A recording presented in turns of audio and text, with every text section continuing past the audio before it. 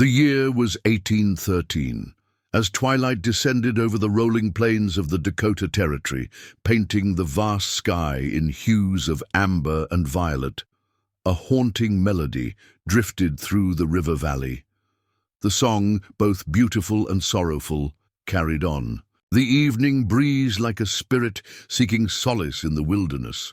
A solitary figure moved silently through the tall grasses, following the sound that seemed so out of place in this untamed landscape. Raven Wing, a respected Mandan scout, paused at the edge of a meadow, his keen eyes scanning the terrain ahead.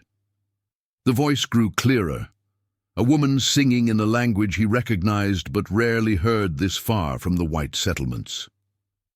What he discovered that evening beside the winding creek would forever alter two lives from vastly different worlds. Before we jump back in, tell us where you're tuning in from, and if this story touches you, make sure you're subscribed, because tomorrow I've saved something extra special for you. Rachel Sullivan, blind since childhood, sat on a moss-covered stone, her clothes tattered, her hands raw and bloodied, singing to maintain her courage against the approaching night. The cabin she had called home for 3 seasons was now nothing but ash and memory. In that moment, as their worlds collided beside the gentle murmur of the creek, Raven Wing made a decision that defied the growing tensions between their peoples. This is the remarkable story of Rachel Sullivan and the man who followed a song. To find her, the flames came without warning. Rachel Sullivan had been preparing her evening meal, moving confidently through the cabin she knew by heart. 3 years of blindness had honed her other senses to remarkable acuity. The smell of pine smoke from the hearth, the precise location of each pot and utensil, the subtle changes in temperature that told her how close she stood to the fire. Her world was constructed of sounds, scents, and textures that painted pictures no eyes could see.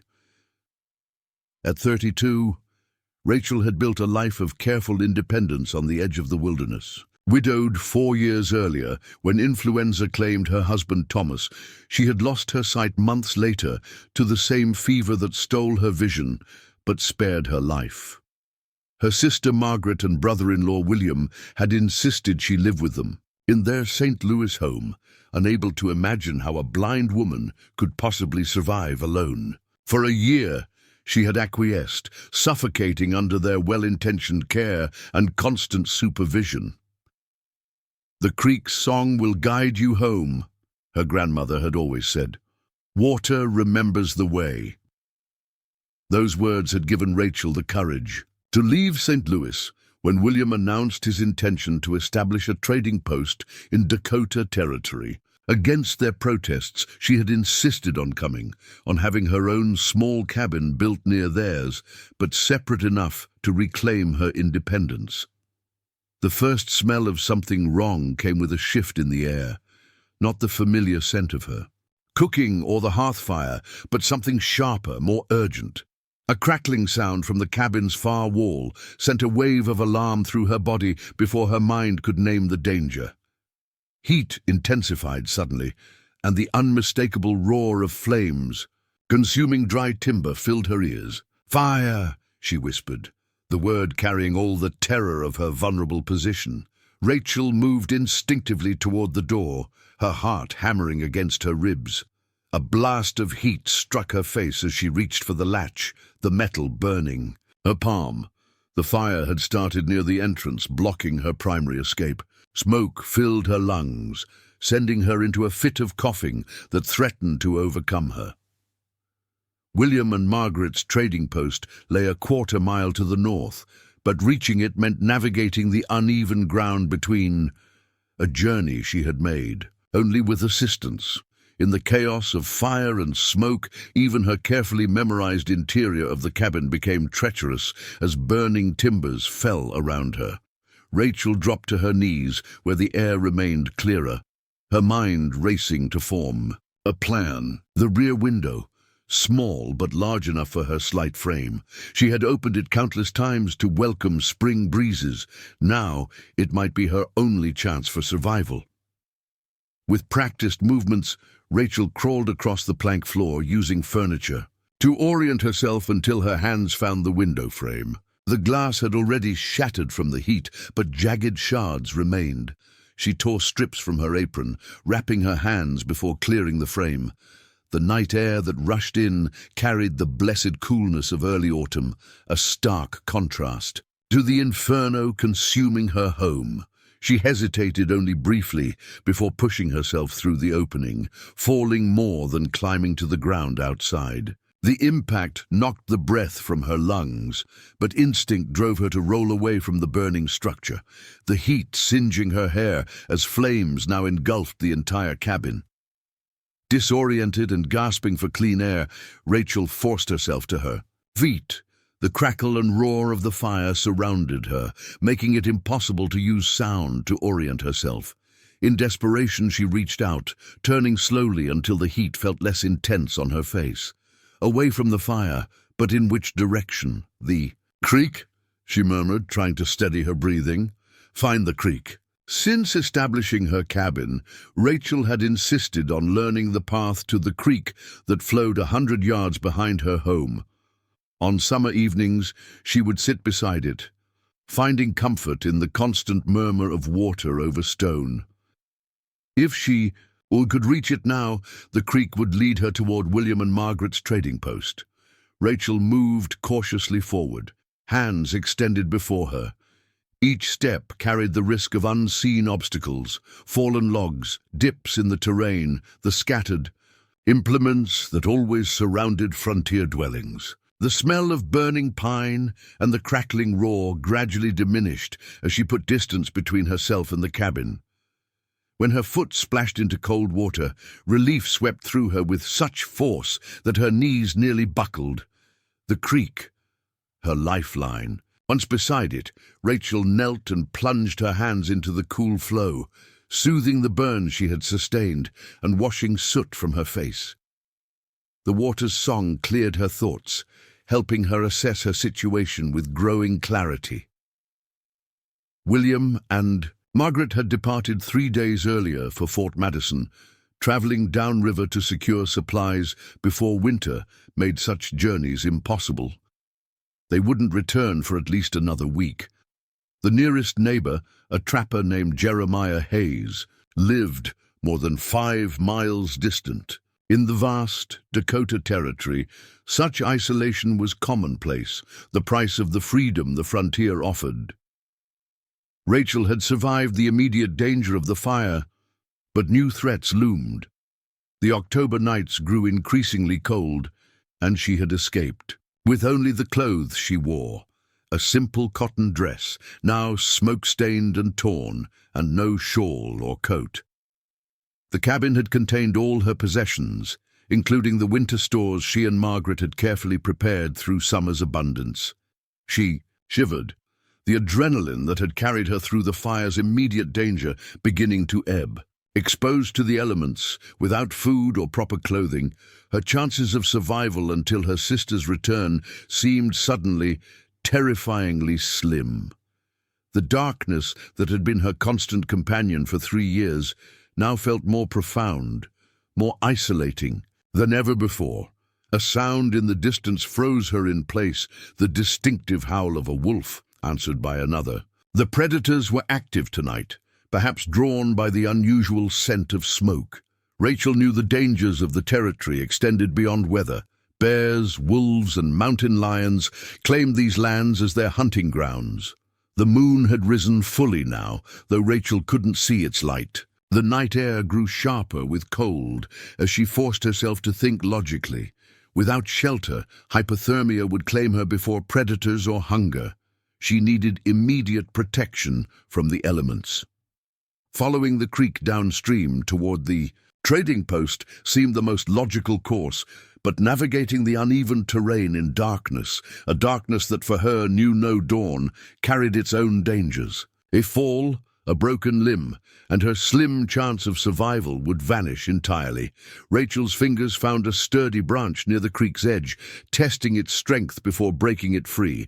A walking staff, at least, would help her probe the ground. Ahead, With painful slowness, she began to move along the creek bank, one careful step at a time. The distance to the trading post, normally a journey of 15 minutes for someone sighted, stretched before her as an odyssey of unknown duration. The flames behind her cast enough light for a sighted person to navigate by, but for Rachel, they served only as a reminder of all she had lost. The cabin had represented her hard-won independence, filled with adaptations she had painstakingly created to accommodate her blindness. Each carefully placed item, each memorized number of steps between locations, had allowed her to maintain dignity and self-sufficiency. "One foot before the other," she whispered, an incantation against despair. "The creek knows the way." After an hour of painstaking progress, Rachel's strength began to falter. Her lungs still burned from smoke inhalation, and the night's chill penetrated her thin dress. She had traveled perhaps half the distance to the trading post, though without sight, such estimations remained uncertain. When her staff encountered a fallen log beside the creek, she sank down gratefully, needing rest before continuing. It was then, in the quiet moments as she gathered her strength, that awareness dawned. The trading post, even if she reached it, stood empty. Its solid walls would provide shelter, but William kept it securely locked when absent, a necessary precaution in territory where trappers and traders carried valuables. Without sight, finding the spare key Margaret kept hidden beneath a particular stone would be nearly impossible. The realization struck Rachel with the force of physical pain. Even if she successfully navigated to the post, she would find herself locked outside, exposed to the same elements she now faced. The trading post offered no salvation. For the first time since the fire erupted, tears filled Rachel's sightless eyes. In the face of this new understanding, her carefully constructed courage threatened to crumble. She pressed her palms against rough tree bark, using the sensation to anchor herself against rising panic. "Think," she commanded herself. "Think clearly." The creek continued its steady murmur beside her, a constant in the shifting landscape of her crisis. Rachel's mind turned to the lessons her father had taught her as a child, before fever took him to an early grave. A surveyor who had mapped territories from Pennsylvania to Missouri, he had insisted his daughters learn basic wilderness survival. Water, shelter, fire, his voice echoed in her memory. In that order. She had water, shelter next, but where? Without sight to locate suitable materials or terrain, constructing even the simplest lean-to presented challenges she wasn't certain she could overcome. As if in answer to her unspoken question, the breeze shifted, carrying a new scent. Mustier, earthier than the surrounding forest. Rachel tilted her head, inhaling deeply to capture the elusive aroma. Understanding bloomed slowly, not a scent of the living forest, but of its decay. A fallen tree, perhaps, its rotting trunk creating a hollow. Such natural formations often created spaces large enough for small animals to shelter. Might it accommodate a human as well? The possibility renewed Rachel's determination. She rose stiffly, using her staff to probe in the direction of the scent. 20 careful steps from the creek brought her to its source. Her exploring hands confirmed what her nose had suggested. A massive cottonwood, felled perhaps years earlier by lightning or wind, its massive trunk partially hollowed by rot and insect activity. The opening felt large enough for her to crawl inside, the interior dry despite its proximity to the creek.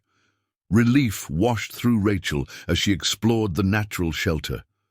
Not ideal, but sufficient to protect her from wind and potential predators through the night. Tomorrow would bring new challenges, but for now she had met the most immediate need. Crawling inside the hollow trunk, Rachel arranged herself as comfortably as possible on the dry inner surface. The space confined but secure, she allowed exhaustion to claim her at last. Her last conscious thought before drifting into fitful sleep was of the fire that had devoured her home.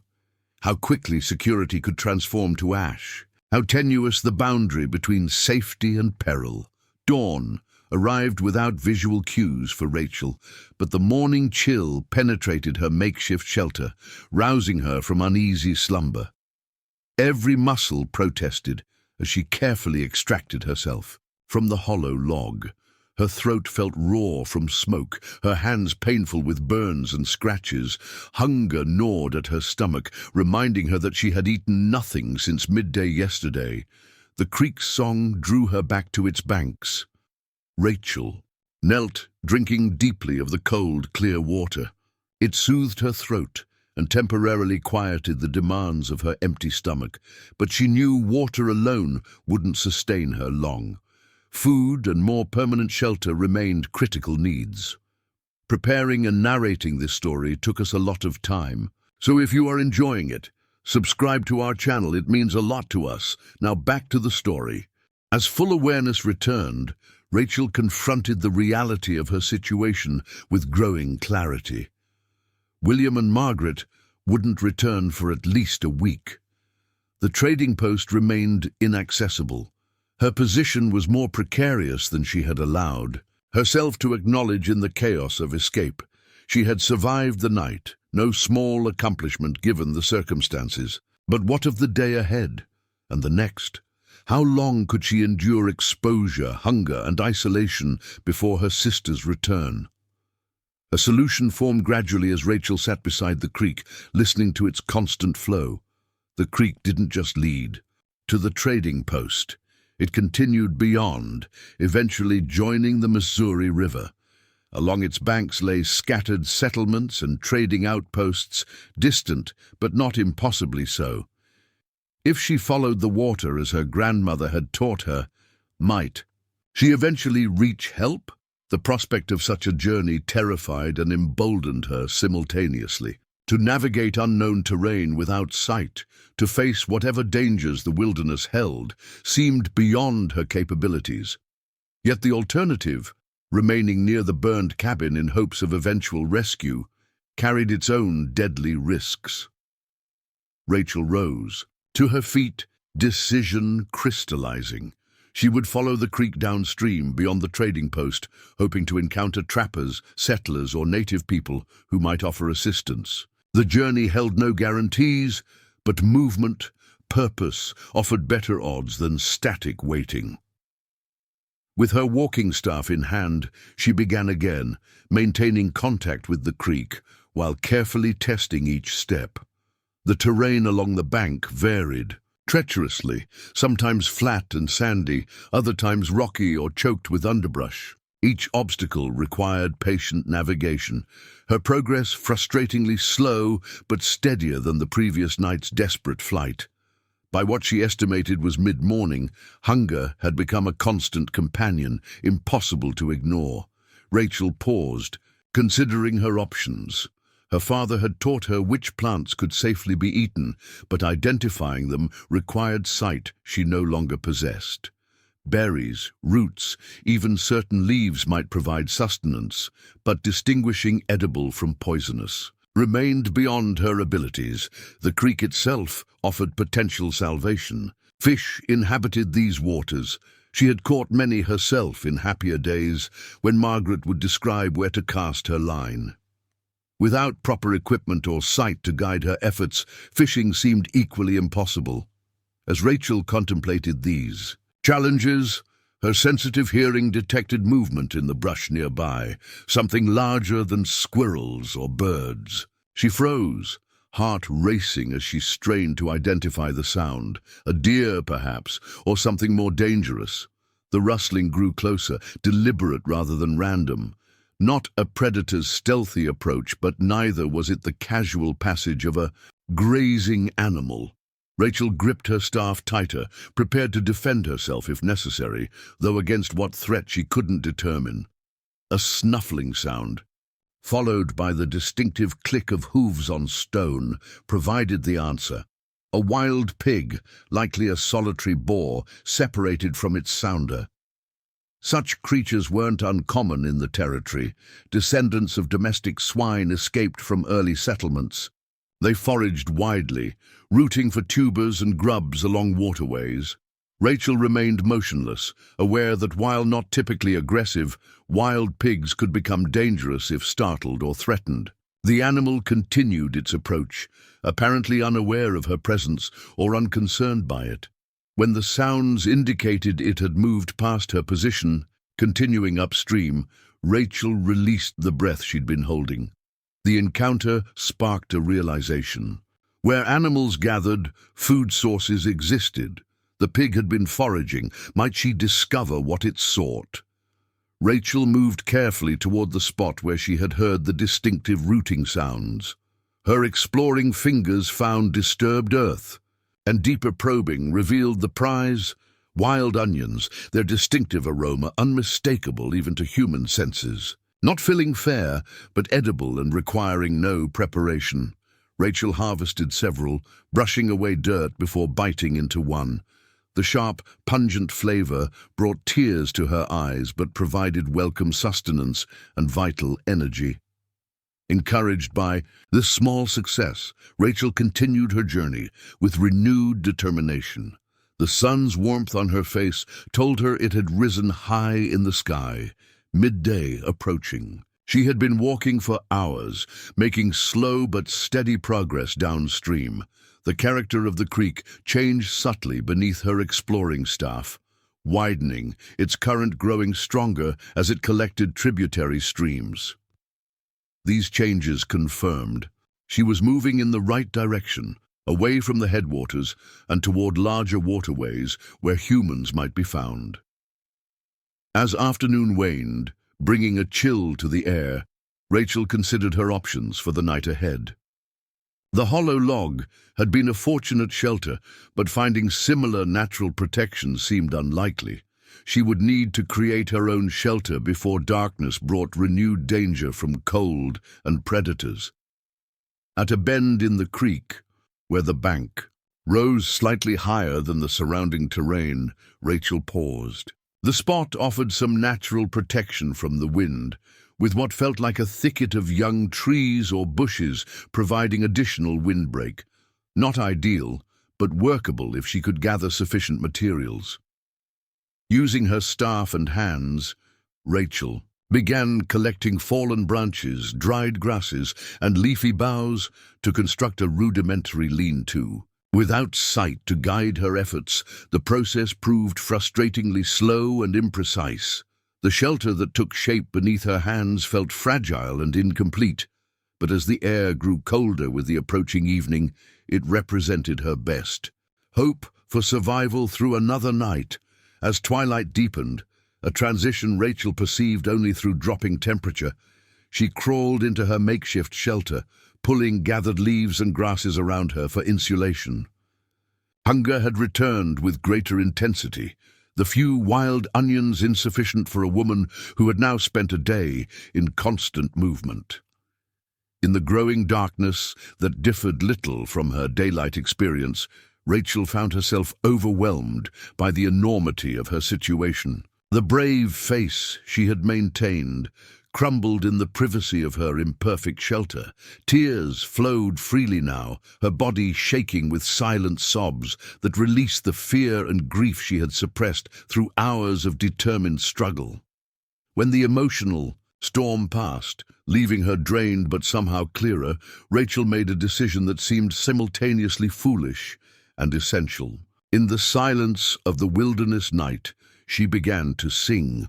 The song was one her grandmother had taught her, a simple melody with lyrics that spoke of rivers leading travelers home. Rachel's voice, rough from smoke and emotion, gained strength as the familiar words provided comfort. The act of singing, of making herself heard in the vast emptiness, became an affirmation of her continued existence, a defiance against the circumstances that threatened to overwhelm her. Unknown to Rachel, her voice carried through the clear autumn air, floating across the creek and through the stands of cottonwood and willow that lined its banks. Unknown to her, someone was listening. Raven Wing, scout for his Mandan hunting party, paused in his evening circuit of their camp perimeter. 3 days out from their village near the confluence of the Knife and Missouri rivers, the hunters had enjoyed considerable success, securing enough meat to justify their journey. Tomorrow they would begin the return trip, their pack horses laden with dressed game that would help sustain their people through the coming winter. The voice that carried to him on the evening breeze was unexpected and out of place. A woman, singing in English, her voice conveying both beauty and profound sorrow. Such a sound, here in territory rarely traversed by white settlers, raised immediate questions in the experienced scout's mind. At 35 winters, Ravenwing had encountered white trappers, traders, and occasional soldiers throughout his adult life. Relations between his people and these newcomers remained cautiously neutral, neither openly hostile nor particularly warm. Trade benefited both sides, while deeper integration remained minimal. The voice continued, its melody hauntingly familiar. During his youth, Ravenwing had spent 2 seasons at the trading post downriver, learning English and the ways of the whites at his father's insistence. "Knowledge of your enemy may prevent him becoming your enemy," the older man had counseled. Those seasons had exposed him to many aspects of white culture, including their songs.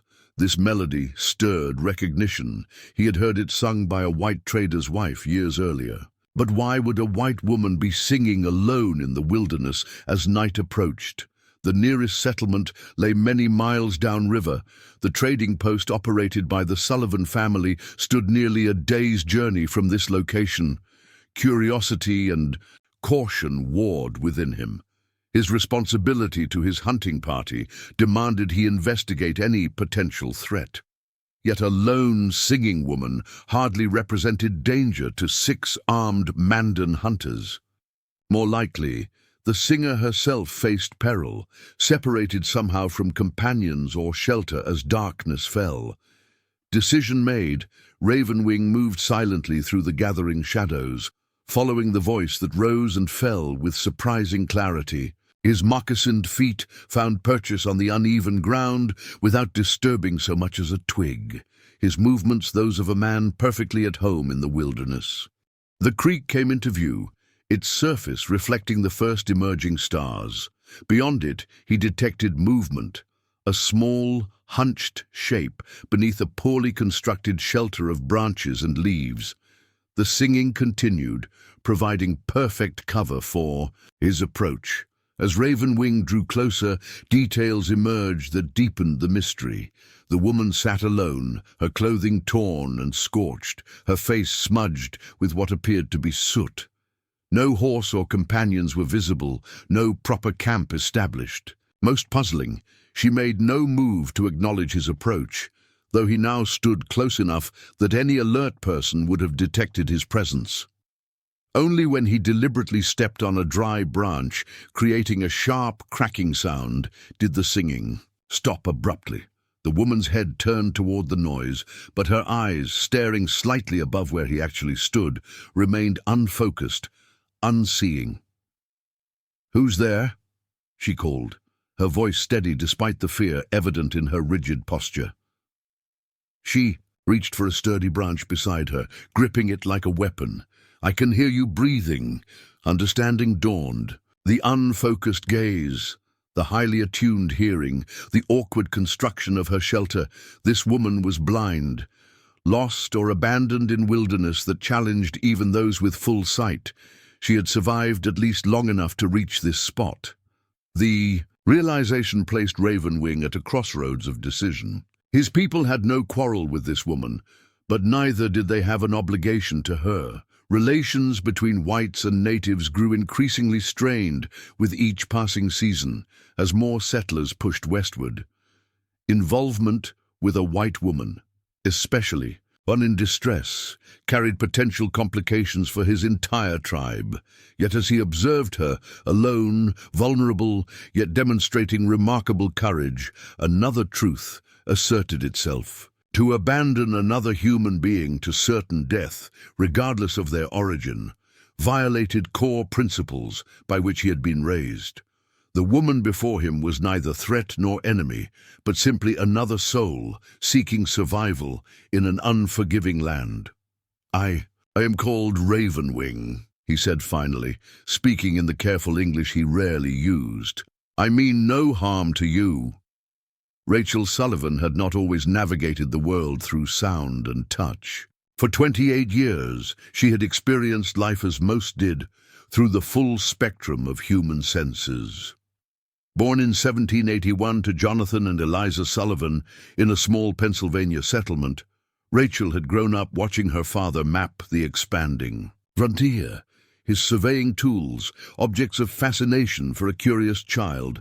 Jonathan Sullivan had defied convention by teaching his daughters the same skills he would have taught sons. "The wilderness doesn't care if you wear skirts or trousers," he would say, showing Rachel and Margaret how to read compass bearings, identify edible plants, and track game. Their mother, a former schoolteacher with unusually progressive views, encouraged this practical education while ensuring her daughters also mastered the domestic arts expected of frontier women. "Your mind is your greatest asset," Eliza often told her daughters. "Everything else may be taken from you." Those words had proven prophetic in ways none could have anticipated.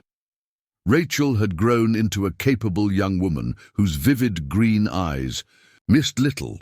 At 19, she had married Thomas Bennett, a carpenter whose quiet steadiness complemented her more adventurous spirit. Their shared dream of establishing a life in the expanding Western Territories had led them to join a settler convoy bound for Missouri in 1807. St. Louis had been a revelation, a bustling outpost that straddled the line between Eastern civilization and Western opportunity. Thomas's carpentry skills were in high demand, while Rachel's knowledge of plants earned her a reputation as a skilled healer and midwife. They established a comfortable life at the edge of the frontier, saving carefully toward purchasing land of their own. Margaret had followed 2 years later with her husband William Crawford, an ambitious trader eager to establish connections with the native tribes farther upriver. The sisters, always close, had rejoiced in this reunion, their complementary skills creating a support network that strengthened both families. The influenza that swept through St. Louis in the winter of 1809 destroyed these carefully constructed lives with brutal efficiency. Thomas had been among the first to fall ill, his strong body ravaged by fever and racking coughs that produced blood-tinged phlegm. Despite Rachel's desperate efforts and herbal remedies, he had succumbed within a week, leaving her a widow at 28. Rachel herself had contracted the disease while nursing him, spending weeks hovering between life and death. When the fever finally broke, leaving her weak but alive, she had opened her eyes to a world gone dark. The physician, a French-trained doctor whose skills exceeded most frontier medicine practitioners, had examined her thoroughly before delivering. His verdict: "The fever has damaged the optic nerves," he had explained gently.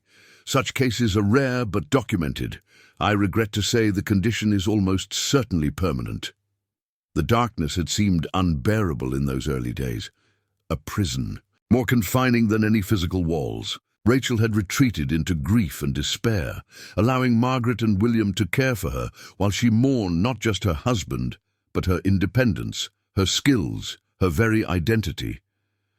"I'm half a person," she had told Margaret during those darkest days, a burden to be carried. Margaret, practical and determined, had refused to accept this surrender. "You are Rachel Sullivan Bennett," she had countered firmly, "the same woman who could identify healing plants by smell alone, who delivered Mrs. Peterson's twins when the doctor was 3 days' ride away, who navigated us through that flood-swollen creek when the men were ready to turn back. Your eyes have failed, but everything that truly matters remains." Such encouragement had initially fallen on deaf ears, but over weeks and months, Rachel had begun the painstaking process of rediscovering her capabilities. She learned to identify objects by touch, to navigate rooms by counting steps and memorizing layouts, to distinguish herbs and medicines by their distinctive aromas rather than appearances. Progress came in small, hard-won victories. The first meal prepared without assistance. The first time she navigated from her bedroom to the street without collision or fall. The first baby delivered since her blindness.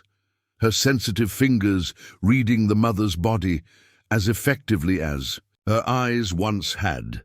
With each accomplishment, Rachel reclaimed pieces of herself from the darkness. Yet living in Margaret and William's home meant constant reminders of her limitations, their well-intentioned hovering, their hasty interventions when she encountered difficulties, their instinctive rearrangement of objects for safety that actually disrupted her carefully memorized systems, all reinforced her dependent status.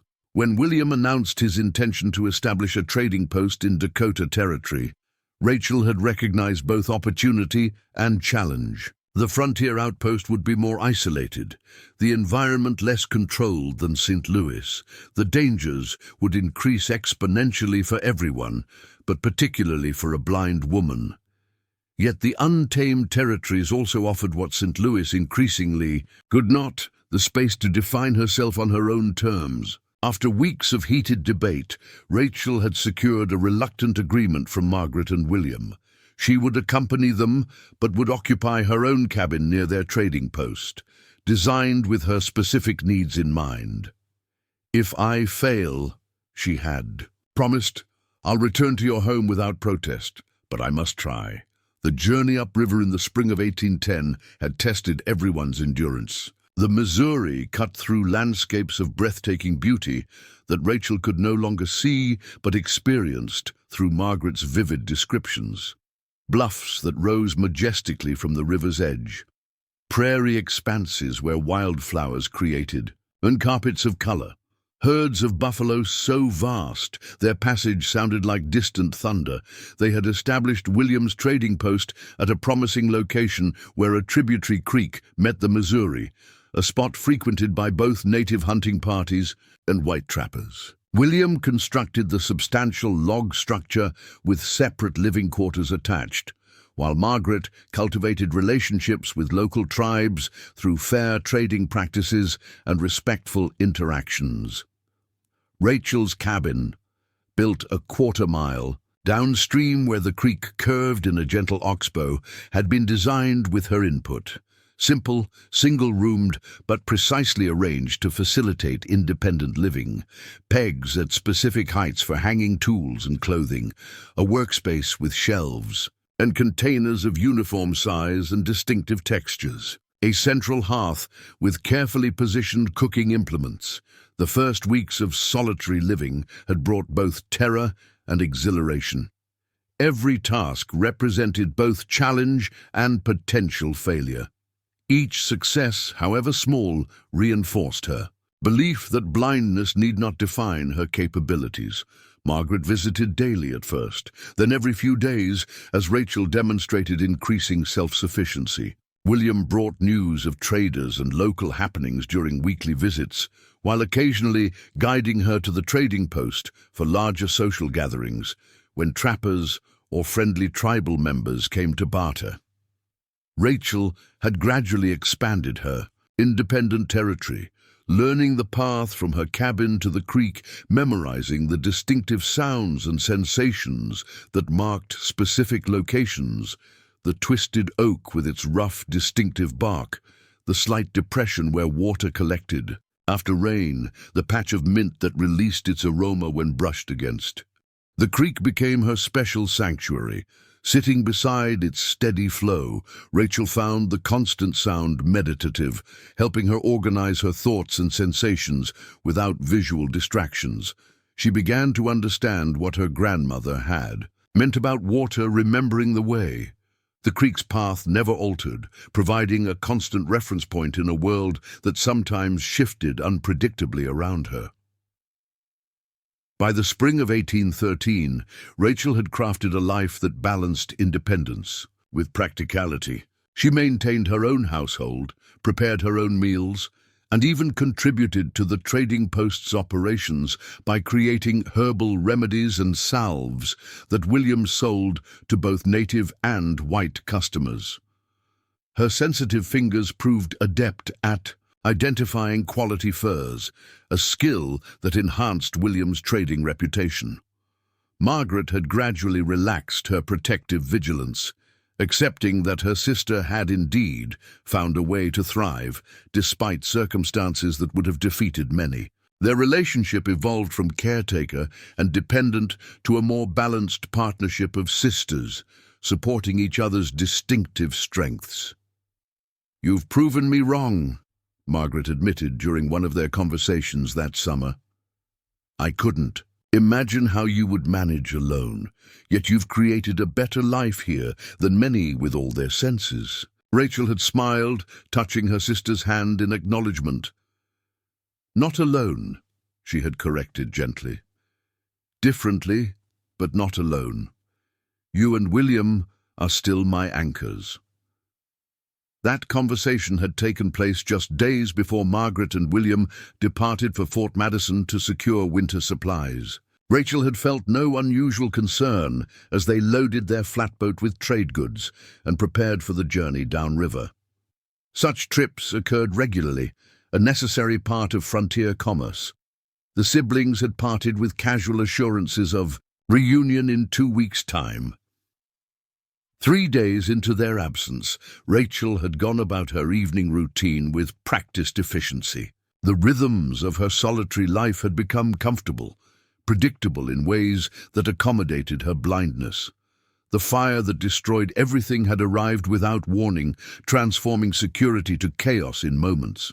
Now, as the strange man called, Ravenwing stood before her makeshift shelter. Rachel clutched her improvised weapon tighter. 3 years of blindness had taught her to evaluate people through voice, breathing patterns, and subtle cues that sighted individuals often missed. This man's carefully controlled presence suggested discipline and caution rather than threat. But experience had taught her that danger came in many forms. "You're Mandan," she said, recognizing the tribal affiliation from William's descriptions of the various peoples who frequented the trading post. "From the north." "Yes." The single word carried surprise at her knowledge. "How do you know this?" Rachel maintained her defensive posture, but allowed her staff to lower slightly. "My brother-in-law trades with your people sometimes. He describes everyone he meets. It helps me create pictures in my mind." A moment of silence followed, during which Rachel sensed the man studying her more carefully. His breathing remained steady, controlled, suggesting he was evaluating rather than preparing aggression. "You are from the trading post," he said finally. "Crawford's wife's sister." The acknowledgement of her connection to William startled Rachel. "You know my brother-in-law?" "All who trade along the Missouri know Crawford," came the measured response. "Fair man, good speaker." A brief pause. "But the trading post is not here. You are far from safety, blind woman." The blunt assessment might have offended Rachel under different circumstances. Now it simply confirmed her own evaluation of her precarious situation. "There was a fire," she explained, the words inadequate to convey the terror and loss she had experienced. "My cabin burned yesterday evening. I followed the creek, hoping to find help." Another silence, longer this time.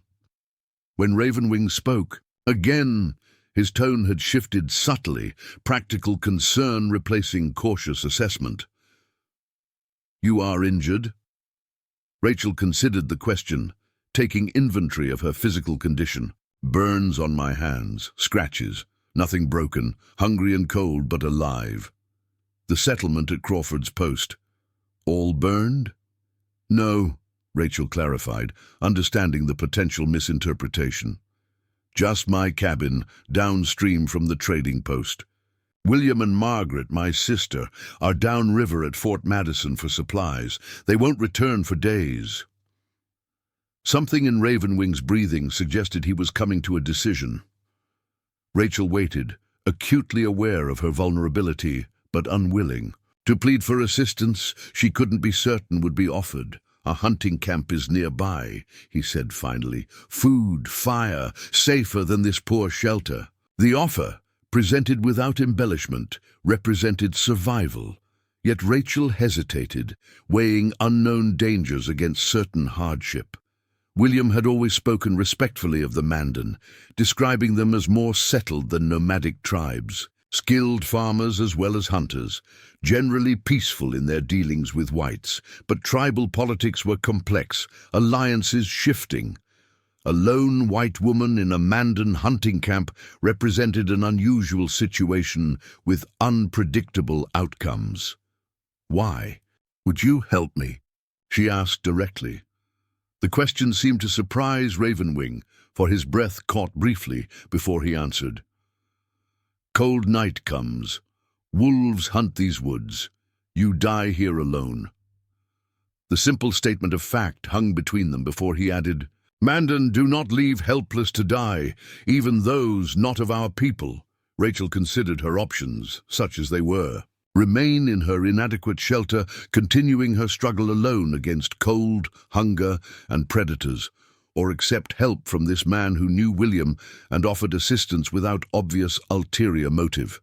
"I would be grateful for food and better shelter," she said finally, decision made. "But I cannot see to follow you easily through unfamiliar terrain."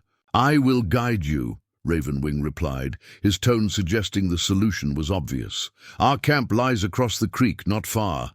Can you walk more today?" Rachel nodded, using her staff to push herself upright.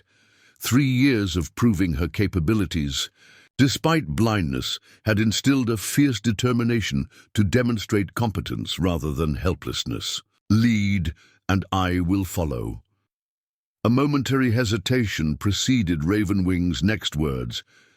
"I must touch your arm to guide. Is this permitted?" The caution in the question revealed cultural sensitivity Rachel hadn't expected. Many whites would have simply grabbed her without consideration, assuming her blindness equated to overall helplessness. This deliberate request for permission suggested respect she had rarely encountered outside her immediate family. "Yes," she agreed, extending her arm slightly. "I would appreciate your guidance." Strong fingers closed around her upper arm, the grip firm but not painful. "Creek first," Ravenwing explained. "Water cold but not deep. 3 steps across at this point." Rachel allowed herself to be led forward, her staff probing the ground ahead as they moved. When she felt the muddy bank beneath her feet, she braced herself for the shock of cold water. The creek, which had served as her lifeline since the fire, now presented a final obstacle before reaching potential safety. "Step now," Ravenwing instructed. "Slowly." The water swirled around Rachel's ankles, then calves as they entered the creek. The October chill sent shocks of cold through her already exhausted body, but she pressed forward, focusing on maintaining her balance on the slippery creek bed. "Second step deeper," her guide warned. "Water to knees." True to his word, the next step submerged her legs nearly to mid-thigh, the current tugging at her sodden skirts. Rachel's free hand instinctively clutched at Ravenwing's arm for additional stability. "Last step, then up," he directed calmly. "Ready?" With a determined nod, Rachel took the final step through the deepest part of the crossing, then felt the creek bed rising beneath her feet as they approached the opposite bank. Ravenwing's steady support never wavered as he helped her climb the slippery bank to dry ground beyond. "Good," he said simply when they stood on solid earth once more. No excessive praise or surprise at her accomplishment, just straightforward acknowledgement. Rachel found this matter-of-fact approach oddly comforting, a recognition of capability rather than an expectation of helplessness. As they moved away from the creek, new scents reached Rachel's sensitive nose. Wood smoke, roasting meat, the distinctive aroma of cured leather and summer-dried herbs, the Mandan camp. Her pulse quickened with renewed awareness of the unknown situation she was entering. Would the other hunters accept a blind white woman in their midst, or would her presence create conflict? "Others must know why you come," Ravenwing said, as if sensing her apprehension. "I will speak. You stand quietly until a welcome is given." "I understand," Rachel agreed, recognizing the protocol as similar to William's descriptions of formal introductions at native gatherings. The measured rituals of permission and acceptance were crucial elements of intertribal and intercultural interactions. The sounds of the camp grew clearer, low male voices in a language Rachel didn't understand, the crackle of a substantial fire, the soft nickering of horses tethered nearby. Their approach had clearly been noted, for the conversation ceased abruptly, replaced by expectant silence. Ravenwing brought them to a halt. When he spoke, his voice carried a formal cadence, the Mandan language flowing in rhythmic patterns as he presumably explained Rachel's presence. She stood quietly as instructed, hands folded before her, projecting dignity despite her bedraggled appearance. A brief discussion followed, several male voices contributing questions or comments that Rachel could not comprehend. Ravenwing's responses remained measured, neither argumentative nor apologetic. Finally, a deeper voice spoke with apparent authority, issuing what sounded like directions rather than queries. "Hunter Chief says you may share our fire and food," Ravenwing translated, his hand still steadying her arm. "Tomorrow we decide more." The provisional acceptance was better than Rachel had dared hope. One night of safety, warmth, and food would significantly improve her chances of survival, regardless of what the coming day might bring. "Please convey my gratitude," she responded formally. As Ravenwing translated her words, Rachel sensed movement around the camp, men resuming interrupted activities, perhaps reorganizing their space to accommodate an unexpected guest. Her guide led her forward again, toward the central fire, whose heat she now felt against her face. "Sit here," Ravenwing directed, guiding her hand to what felt like a folded buffalo robe positioned near the fire's warmth. "Food comes soon." As Rachel settled onto the unexpected luxury of the soft fur, she realized just how completely exhausted she had become.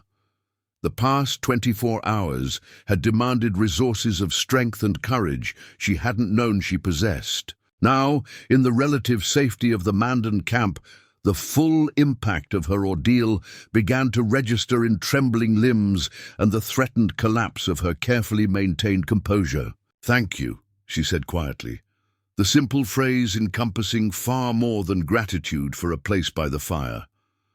"I would not have survived another night alone." "The creek brought you to where help waited," Ravenwing responded, his English deliberate but fluent.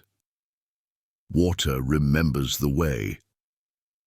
Rachel's breath caught at the phrase that echoed her grandmother's teaching so precisely. Before she could question this surprising connection, footsteps approached, and a new voice spoke briefly in Mandan. "Tall. Oak brings meat and water," Ravenwing translated. "Eat slowly. My body is weakened by long walk and fear." As a wooden bowl was carefully placed in her hands, containing what smelled like roasted venison, Rachel recognized that her survival now depended on the decisions of men from a culture different from her own, men whose language she didn't speak, whose customs she knew only through second-hand descriptions. Yet the simple human kindness of food and shelter transcended these differences, creating a tenuous bridge between worlds that rarely intersected with such intimacy. Tomorrow would bring new challenges and decisions. For tonight, Rachel would accept the unexpected sanctuary offered by these Mandan hunters, particularly the man called Ravenwing, whose decision to investigate a lone woman's song had altered the course of her desperate journey.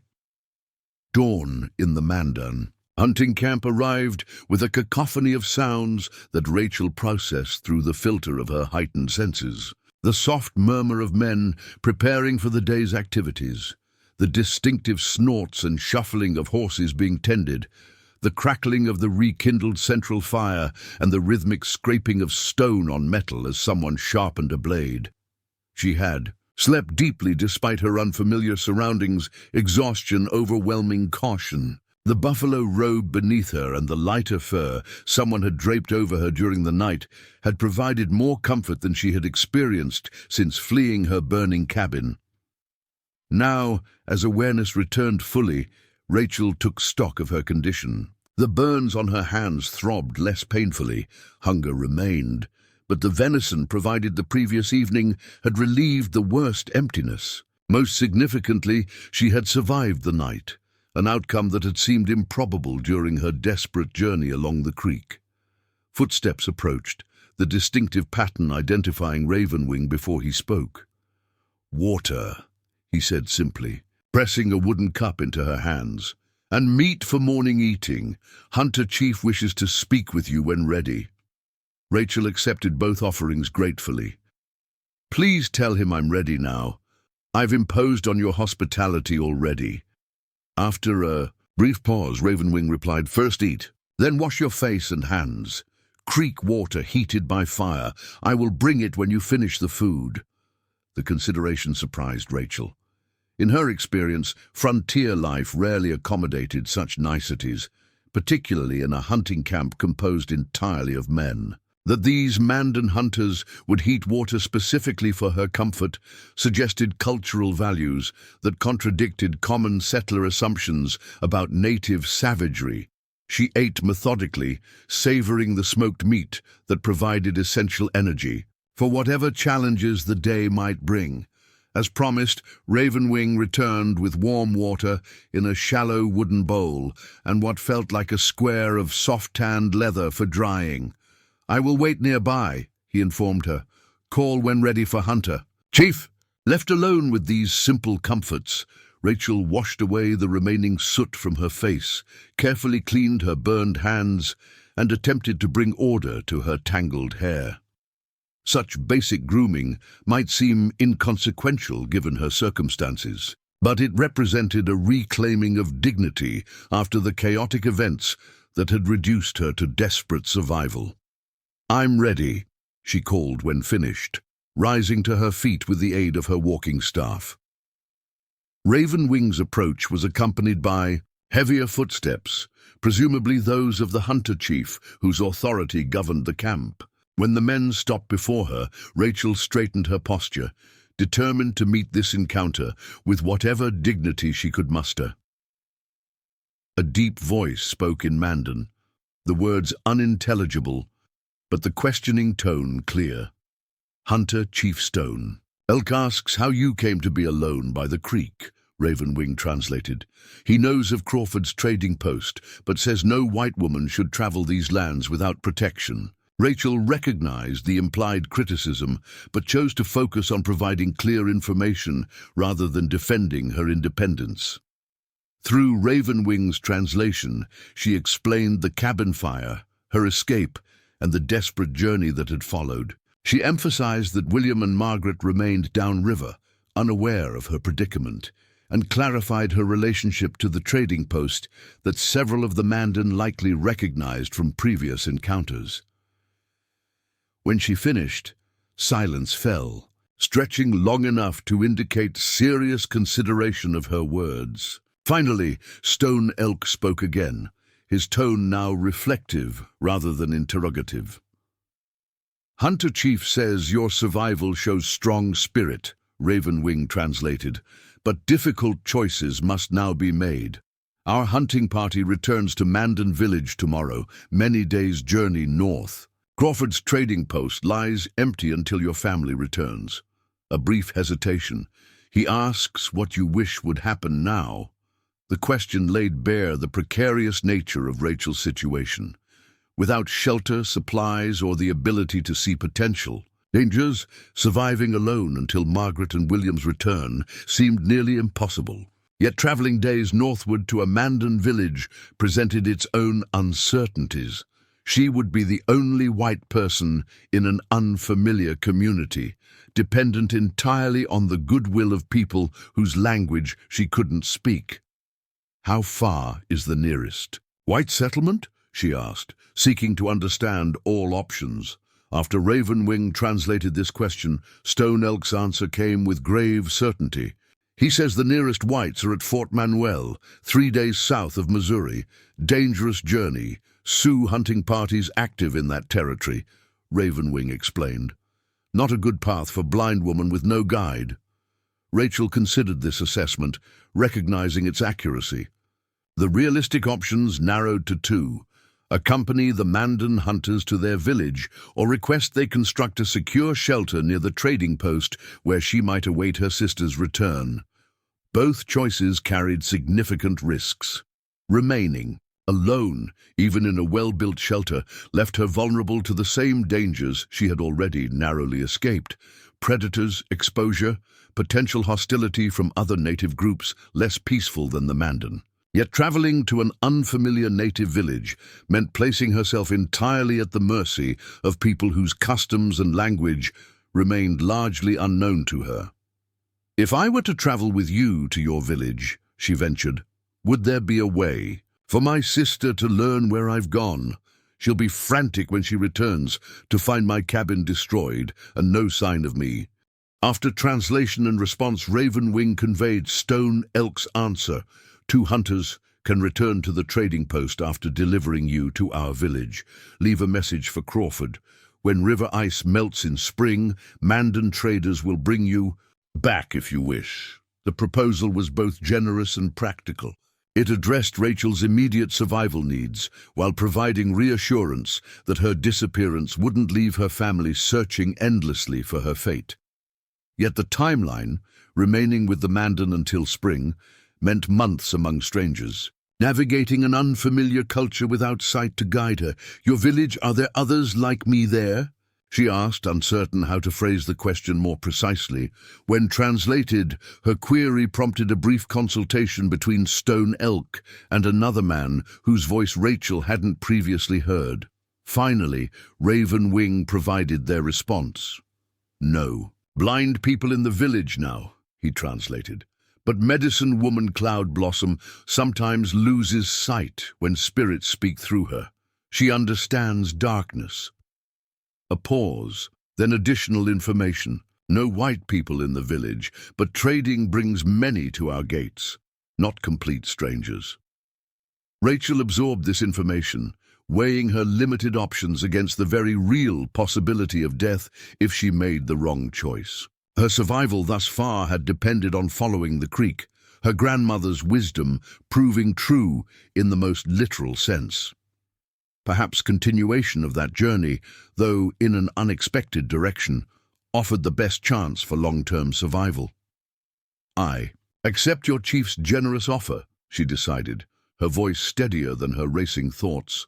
"I will travel with you to the Mandan village and wait there until spring allows safe return." As Ravenwing translated her acceptance, Rachel sensed a shift in the energy around her, the resolution of uncertainty, creating a more purposeful atmosphere.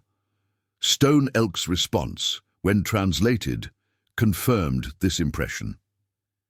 He says preparations will begin for tomorrow's journey.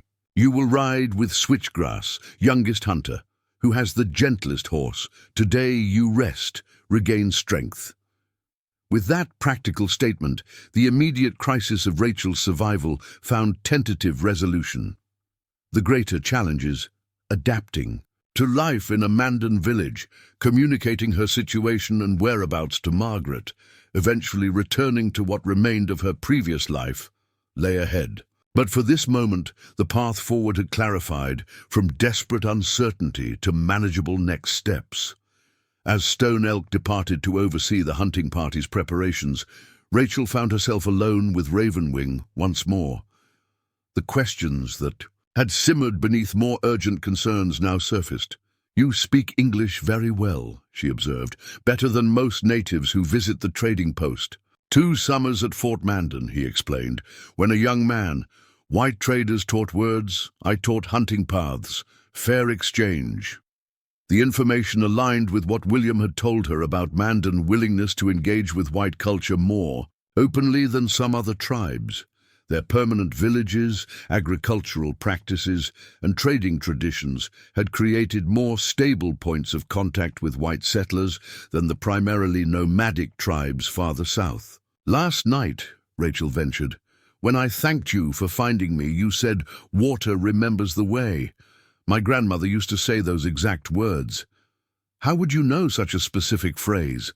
A long pause followed, suggesting Ravenwing found the question significant or perhaps difficult to answer. Old wisdom, he finally replied. Not Mandan only, not white only. Some truths belong to all who listen. Another pause, shorter. Your grandmother, she had medicine knowledge? The question surprised Rachel with its perceptiveness. Yes, she was what settlers called a herb woman. She delivered babies, treated illnesses, knew which plants healed and which harmed. How did you know? Such women often hear water's voice, came the simple answer. See paths others miss. The conversation opened unexpected dimensions in Rachel's understanding of her rescuer. This was no simple scout with coincidentally useful English skills, but a man whose perception crossed cultural boundaries in ways that defied settler assumptions about native limitations. Further discussion was interrupted by the return of Stone, Elk and another man, their approach accompanied by the distinctive jingling of metal objects. Hunter Chief brings gifts, Ravenwing explained, for journey. When Stone Elk spoke, his tone carried formal ceremony rather than casual giving. The items, described through Ravenwing's translation, represented practical assistance rather than mere sentiment. A waterproof pouch of smoked bison meat, a sinew-sewn rabbit skin water container, most precious of all, a knife with bone handle, small enough to conceal yet sharp enough for multiple uses.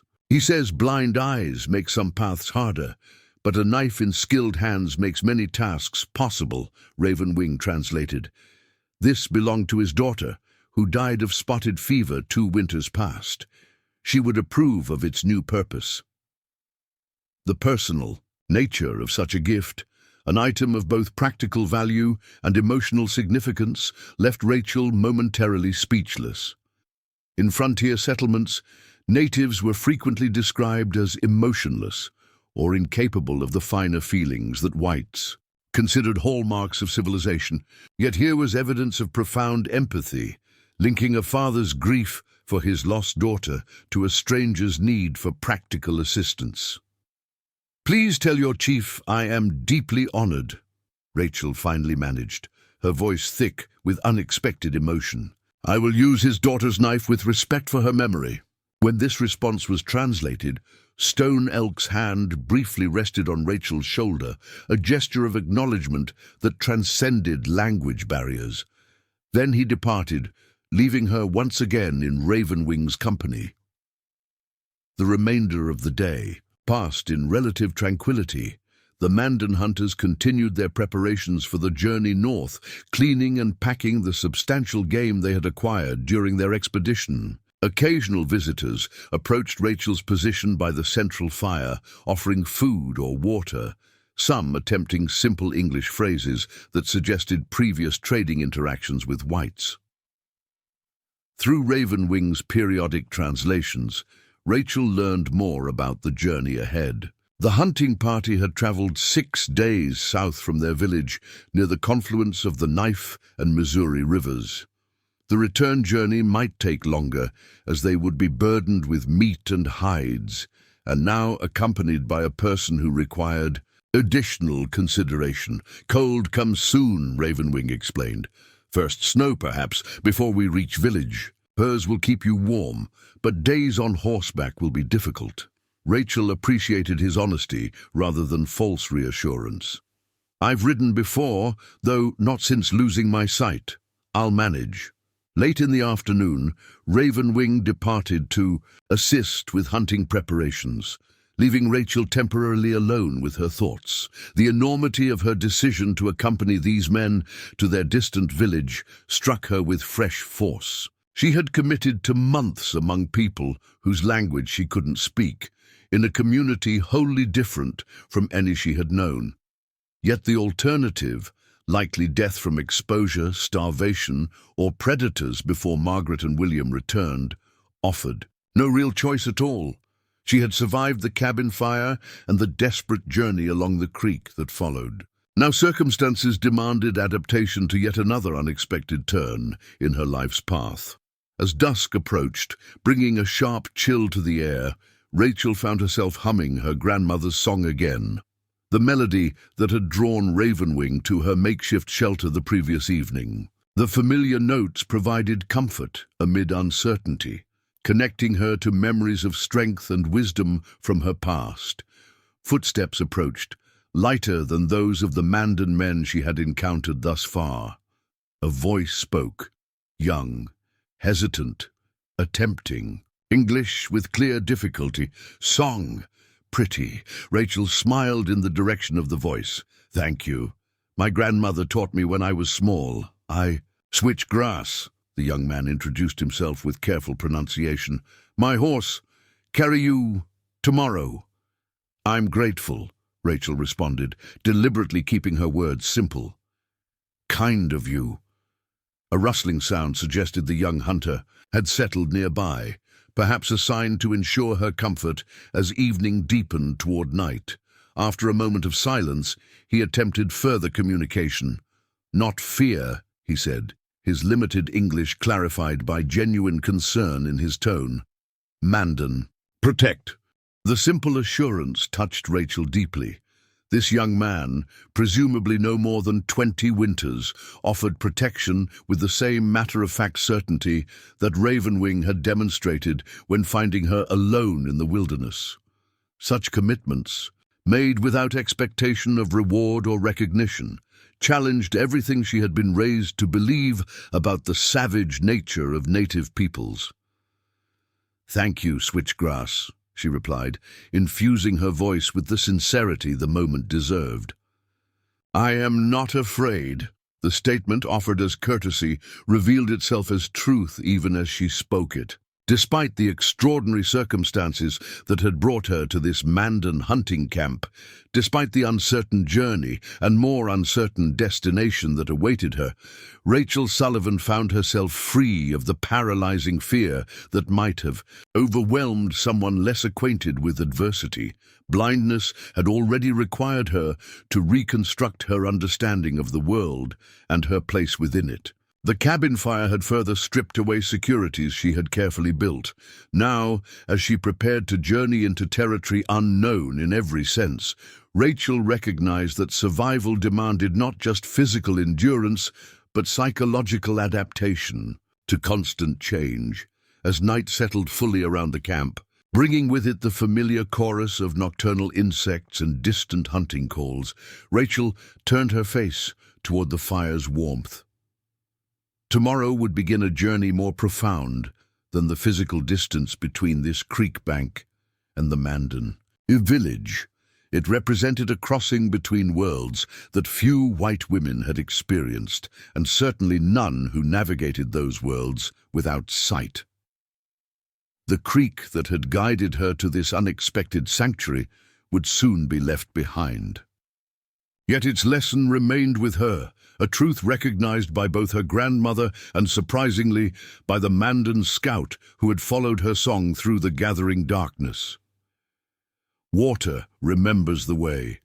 Ravenwing had always moved between worlds. Born 35 winters ago during an unusually fierce blizzard, his arrival had coincided with a raven taking shelter in the lodge's smoke hole. An omen interpreted by the medicine woman as signifying a life of unique perspective. This child will see from high places, she had declared, bestowing his name. He will carry messages between realms. Those words had proven unexpectedly prophetic, though not in ways anyone might have anticipated. At age 17, Ravenwing had been selected to accompany a delegation of Mandan leaders to meet with white traders establishing a post downriver. His uncle, a respected elder named Four Bears, had noticed the youth's unusual gift for languages and keen observational skills. Listen more than you speak, Four Bears had counseled. The whites bring objects of power, but also sickness of spirit. Learn to distinguish between them. That first extended contact with white culture had transformed Ravenwing's understanding of the world.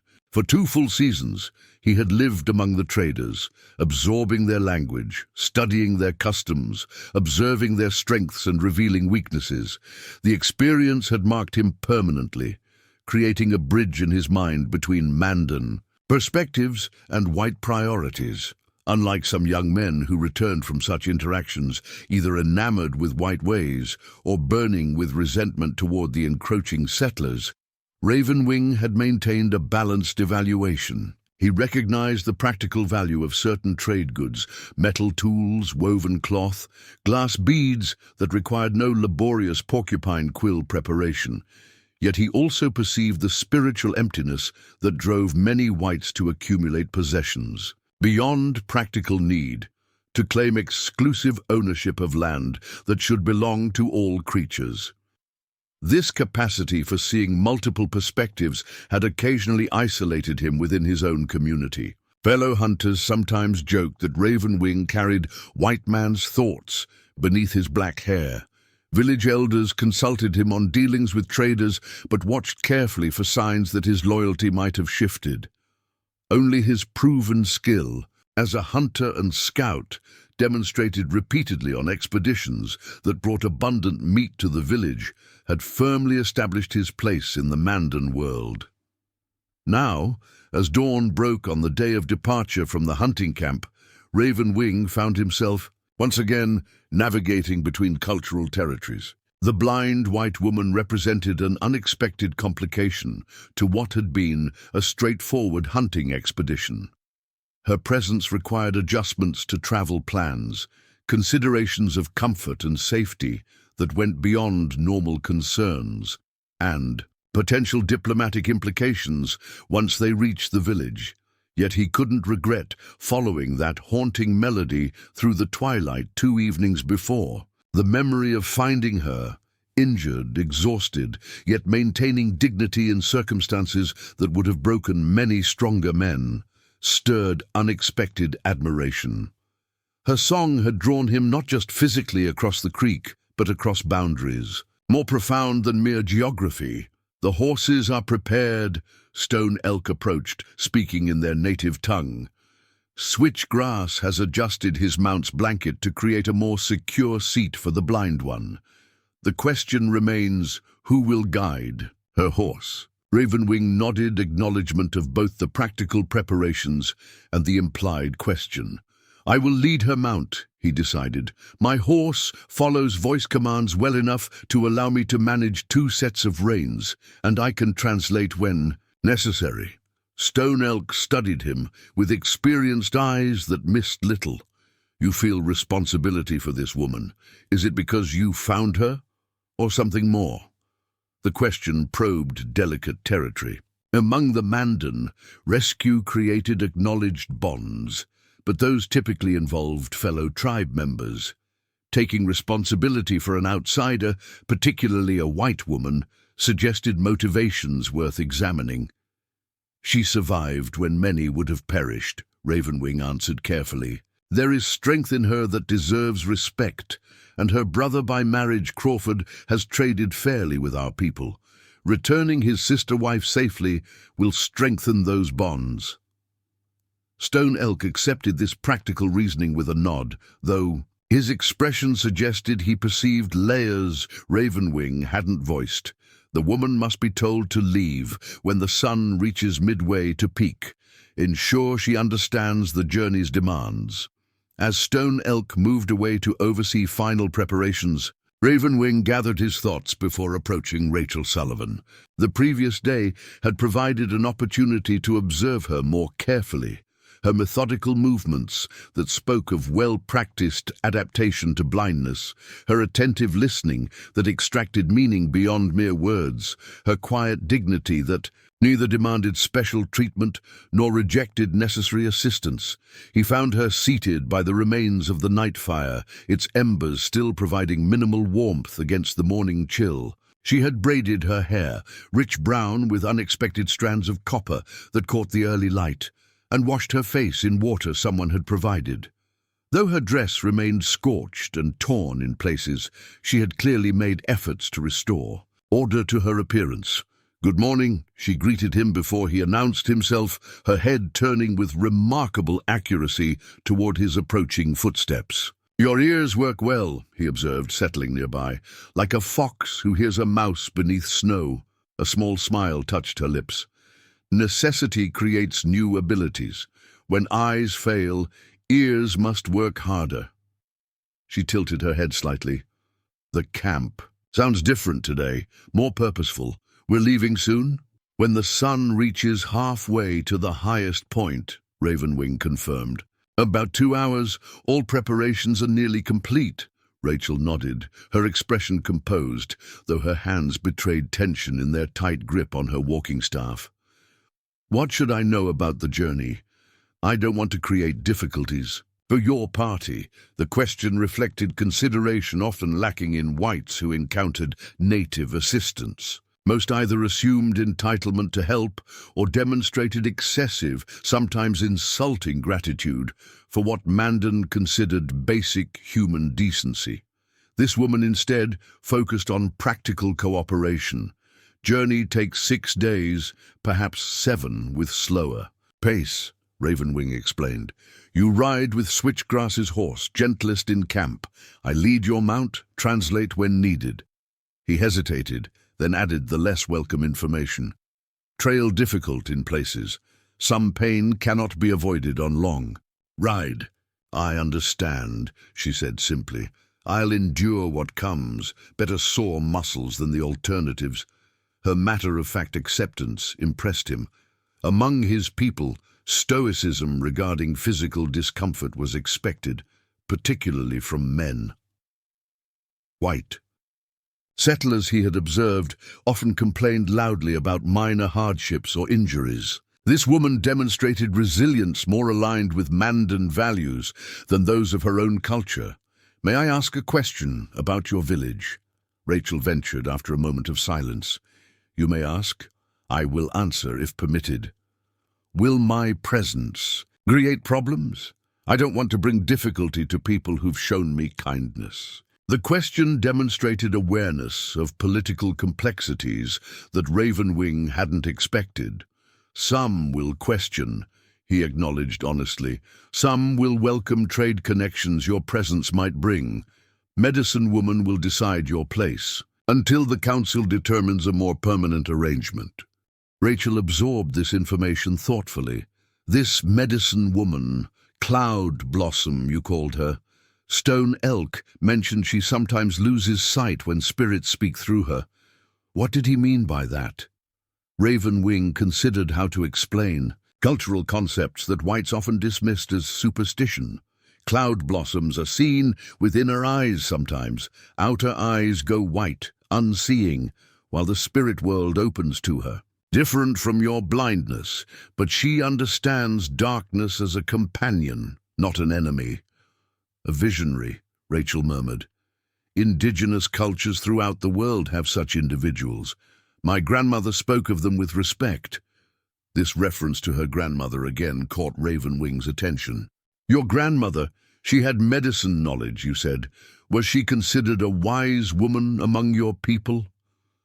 A complex expression crossed Rachel's face, pride mingled with something like defensiveness. "Some called her that. Others used less respectful terms, which sometimes, though never where my grandfather might hear. She delivered babies, treated illnesses, knew plant medicine that doctors with formal education couldn't explain. Her sightless eyes seemed to look inward at memories. She wasn't afraid of being different." The description aligned with Ravenwing's observations of societal tensions among whites. Their women with healing knowledge often faced suspicion from men who claimed superior understanding based on written learning rather than direct experience with plants and bodies. Such conflicts rarely occurred in Mandan culture, where medicine knowledge in either gender received proper respect. "Your grandmother taught you her knowledge?" he asked, genuinely curious about this connection between Rachel's past and his own cultural frameworks. "Some, though not enough. I was young when she died, 12 summers. Regret colored her voice. "I remembered her songs better than her medicines. The song you heard me singing by the creek was hers. She said it would help me find my way if ever lost. The significance of this revelation settled over Ravenwing like a mantle of understanding. A grandmother's medicine song, carried through years and tragedy, had ultimately drawn help when most desperately needed. Such workings of spirit forces would seem merely coincidental to most whites, but represented recognized patterns to Mandan perception. "Song has power," he said simply, "calls to those meant to hear." Before Rachel could respond, approaching footsteps announced Stone Elk's return. The chief spoke briefly in their native tongue, conveying that final preparations were complete. "And departure imminent, time to prepare for the journey," Ravenwing translated. "I bring proper clothing for travel." When Stone Elk departed, Rachel straightened her posture, mentally preparing for the journey ahead. What did he mean by proper clothing? "Leggings, moccasins, fur cape," Ravenwing explained. "Your dress is too thin for a cold journey, torn. Also, women in camp prepared travel clothes during the night." Rachel's expression registered surprise at this information. "They made clothing for me? Without even meeting me?" "Hospitality requires no introduction," Ravenwing replied, the concept so fundamental to Mandan values that he struggled to explain it as exceptional. "Guest comfort is camp responsibility, not individual choice." He departed briefly, returning with the bundle of clothing prepared by the wives who had accompanied two of the hunters on this expedition. Though they had maintained distance from the white woman, as custom dictated when encountering strangers, they had worked through much of the night to create appropriate garments from available materials. "I cannot see to change clothing," Rachel observed, her hands exploring the soft-tanned leather and fur items Ravenwing placed in her lap. "Is there somewhere private?" "Two women wait behind a large lodge skin," he explained. "They help, if needed, ensure privacy. Follow now, before others return from horse preparations." Rachel allowed him to guide her to where the women waited. Their murmured greetings in Mandan, conveying curiosity mingled with compassion. Ravenwing withdrew to allow them privacy, returning to his own final preparations for the journey north. His personal belongings required little attention. Travel simplicity was second nature after a lifetime of hunting expeditions. What demanded consideration were the additional responsibilities created by Rachel's presence. He secured extra water containers, reorganized packs to ensure essential items remained accessible during the journey, and most critically, prepared the mental map of their route with new awareness of potential challenges for a blind traveler. Their path would take them through varied terrain, river bottomlands where mud might slow their progress, rocky plateaus where careful footing became essential, occasional stream crossings that would frighten an inexperienced rider. Under normal circumstances, the hunting party would push forward from sunrise to sunset, stopping only briefly to rest their mounts. With Rachel among them, more frequent stops would be necessary, extending their journey but reducing the physical toll on someone unused to extended horseback travel. By the time Ravenwing had completed these preparations, Rachel had returned from her session with the women. The transformation was remarkable. Gone was the scorched and tattered dress, replaced by practical leather leggings and a knee-length tunic belted at the waist. Soft-soled moccasins had replaced her impractical cloth shoes, while a fur-lined cape provided protection against the increasingly cold autumn air. Her hair remained neatly braided, but had been wrapped in the Mandan style to prevent tangling during the journey. More significant than these outer changes was the subtle shift in her bearing. Properly clothed for the conditions, Rachel stood straighter, her posture reflecting renewed dignity rather than the desperate survival mode of previous days. "The women were very kind," she said, as Ravenwing approached. "They managed to communicate. Despite the language barrier, one of them, I believe her name sounds like Willow Water, seemed to know some English words. Trader's wife, Ravenwing confirmed. Accompanies husband to Crawford's post sometimes. Learns words to help with exchanges.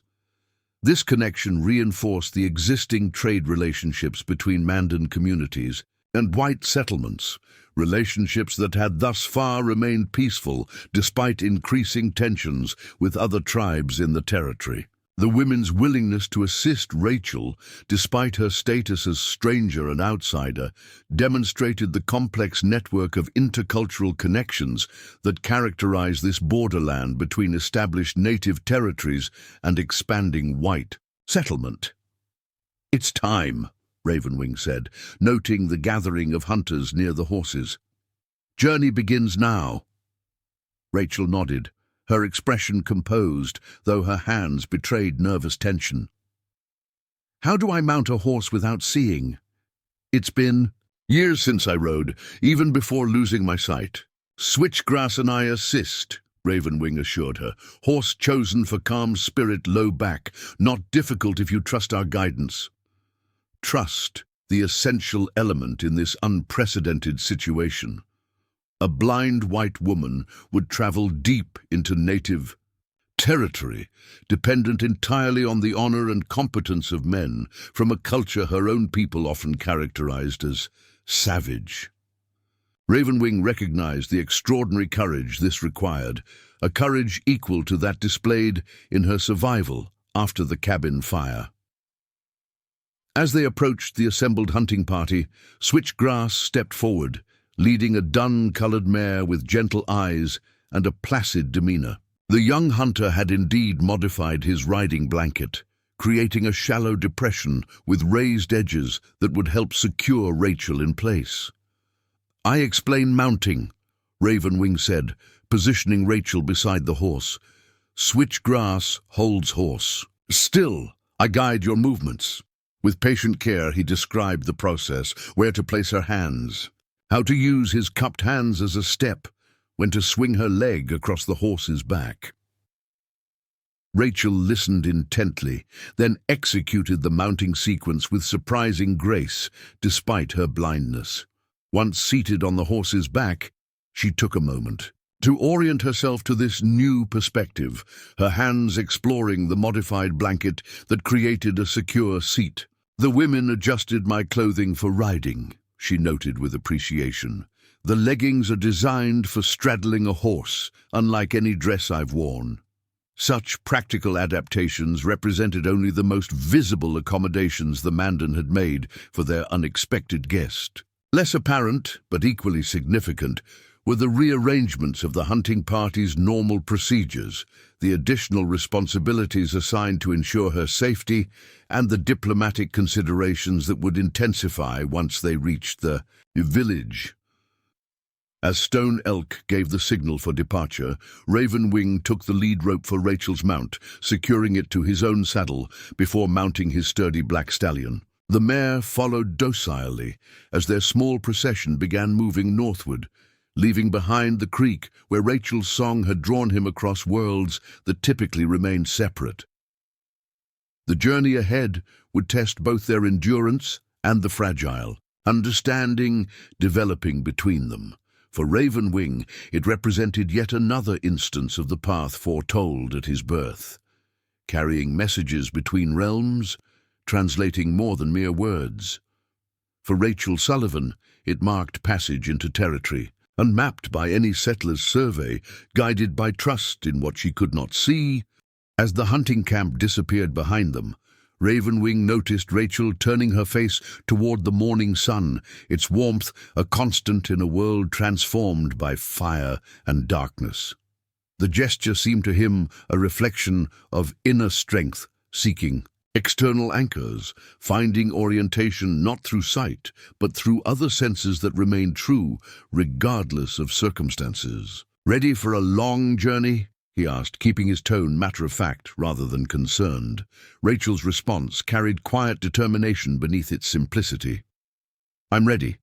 Lead on." The Dakota Territory unfolded in rolling waves of autumn prairie, as the Mandan hunting party moved steadily northward. For Rachel, deprived of visual landmarks, the journey manifested as a tapestry of sensations.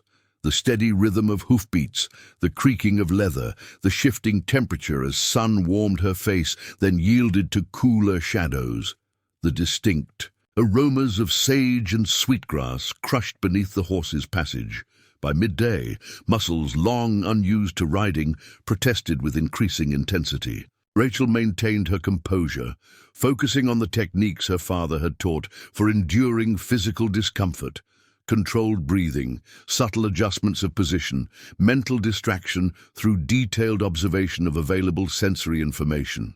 "River approaches," Ravenwing announced, the first words spoken in nearly an hour. "We stop to rest horses, eat a midday meal." The announcement brought welcome relief. As the party halted and Ravenwing helped her dismount, Rachel's legs nearly buckled, stiffened from hours in the saddle. Strong hands steadied her, neither lingering inappropriately nor withdrawing too quickly once she found her balance. "Sit here," he guided her to what felt like a fallen log. "The river is closed, food comes soon." The constant consideration shown by the hunting party continued to surprise Rachel. These men had no obligation toward her beyond basic human decency, yet they adjusted their normal routines to accommodate her limitations without complaint or apparent resentment. Such behavior contradicted everything settler communities typically believed about native savagery. Footsteps approached, the distinctive pattern identifying switchgrass before he spoke his carefully practiced English. "Water," he said, pressing a container into her hands. "Good drink." "Thank you," Rachel responded with genuine appreciation. The leather water bag felt different from those used by settlers, softer with a distinctive herbal aroma that suggested special treatment of the hide during tanning. After she drank deeply, another set of footsteps announced Stone Elk's approach. Through Ravenwing's translation, the chief inquired about her condition and comfort with formal politeness that suggested ritualized hospitality rather than mere courtesy. "Please assure him I'm managing well," Rachel responded. "The horse he selected for me has a gentle gait, and the modified riding blanket provides good support." When this was translated, Stone Elk's response carried approval. "He says you show hunter spirit, acknowledge the truth of condition without complaint or false strength. This earns respect among Mandan." The observation revealed cultural values that aligned unexpectedly with Rachel's own approach to adversity. Since losing her sight, she had discovered that honest recognition of limitations, paired with determined adaptation, proved more effective than either denial or self-pity. That this philosophy paralleled Mandan wisdom created another bridge across the cultural divide separating them. Food arrived, strips of smoked venison and what Ravenwing identified as pemmican, a concentrated mixture of dried meat, fat and berries that provided substantial energy in compact form. Rachel ate methodically, knowing her body's needs transcended her limited appetite. The journey had only begun, with many challenging days ahead before reaching the Mandan village. "May I ask about your people?" she ventured as their brief rest extended to allow the horses to drink from the river. "William, my brother-in-law, has traded with Mandan, but I know little beyond what he's shared." Ravenwing seemed to consider the request before responding. "What do you wish to know?" "Your village. Is it permanent?"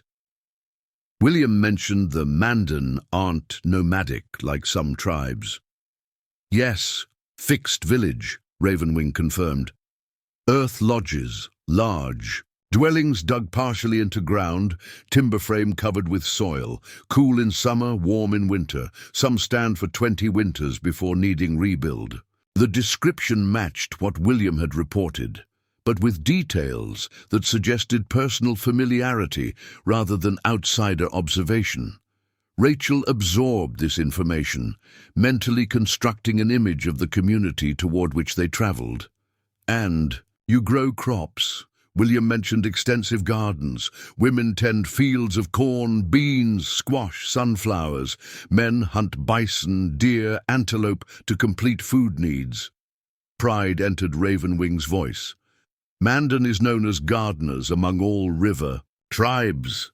Other peoples come to trade for our corn. This agricultural tradition distinguished the Mandan from many plains tribes, whose subsistence depended primarily on following migratory buffalo herds. It explained their more settled lifestyle, and perhaps their greater willingness to engage in trade relationships with white settlers, whose agricultural practices, though different in technique, followed similar principles of land cultivation. The women who helped me this morning, are they unusual in knowing some English, or do many in your village speak the language? Some men learn trade words, enough for bartering furs, negotiating exchanges. Few women learn more than simple greetings. He paused, then added, I speak more than most because of time at the trading post when I was younger. Rachel nodded thoughtfully. Will I be able to learn some of your language during my stay? It seems wrong to expect everyone to accommodate my limitations. The question clearly surprised Ravenwing, his brief silence suggesting reconsideration of assumptions. Few whites show interest in Mandan words.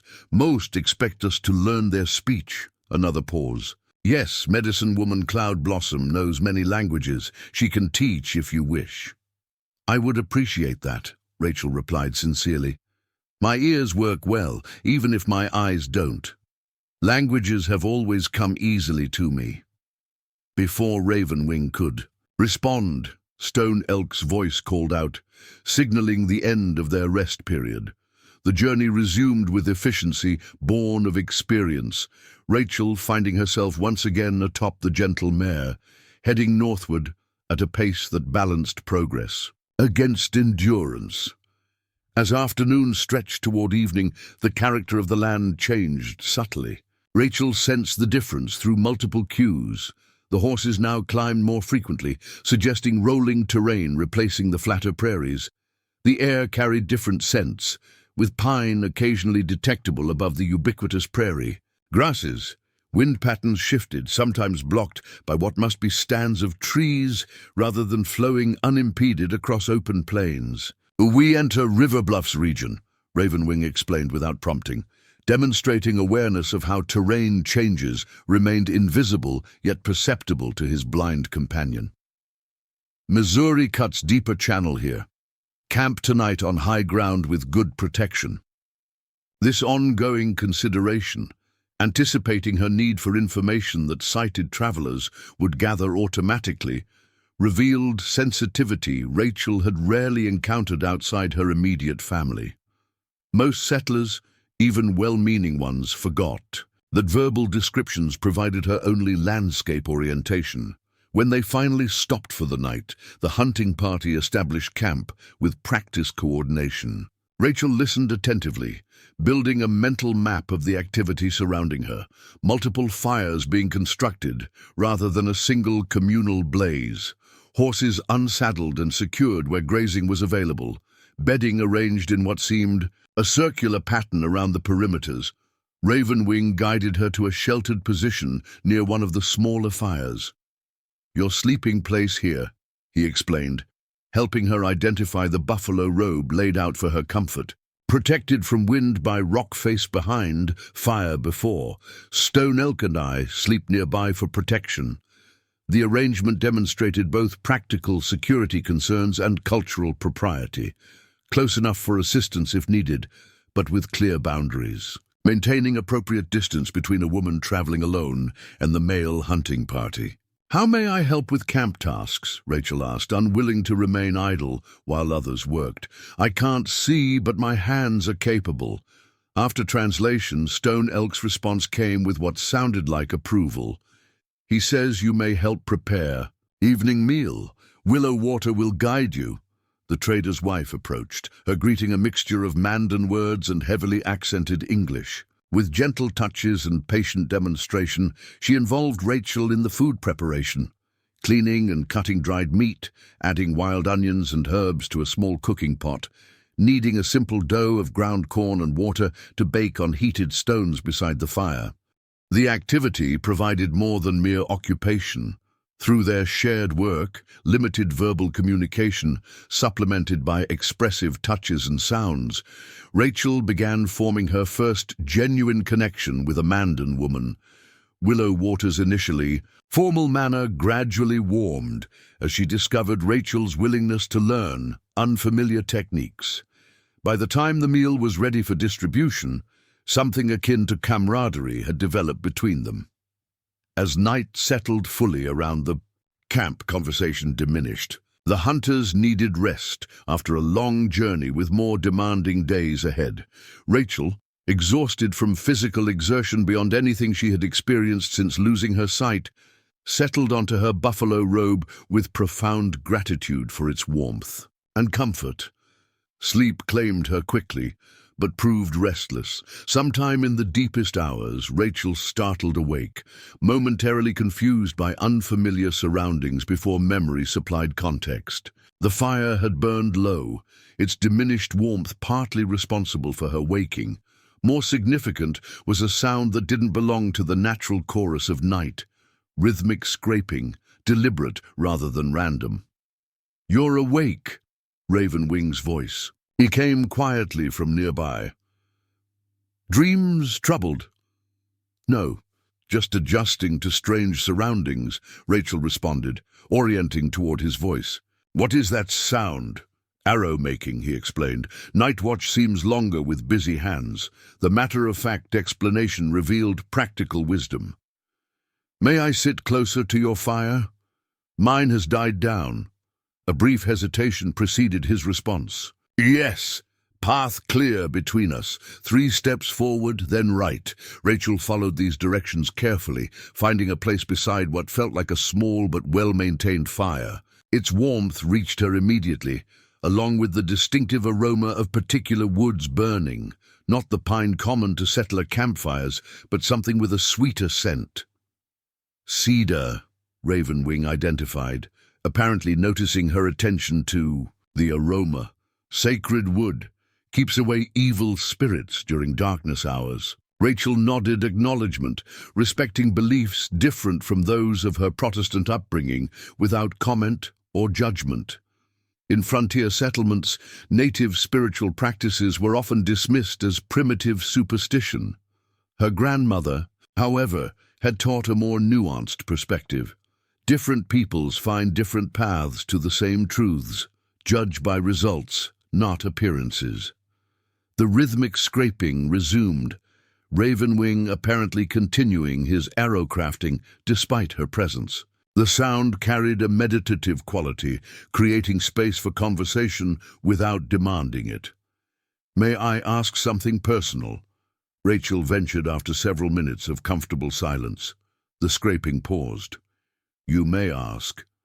I may choose not to answer." The straightforward response established clear boundaries while leaving room for exchange. "You said you spent time at a trading post when you were younger. Was that your choice, or were you sent for some purpose?" "Uncle's idea," Ravenwing replied, resuming his methodical work. "Forebears, respected elder, tribal counselor. He saw changes coming with more white settlements, said knowledge of the enemy prevents creating enemies." A pause in both speech and movement.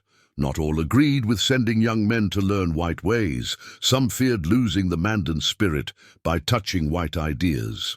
"And did you lose something of yourself in the learning?" The question prompted longer consideration before he answered.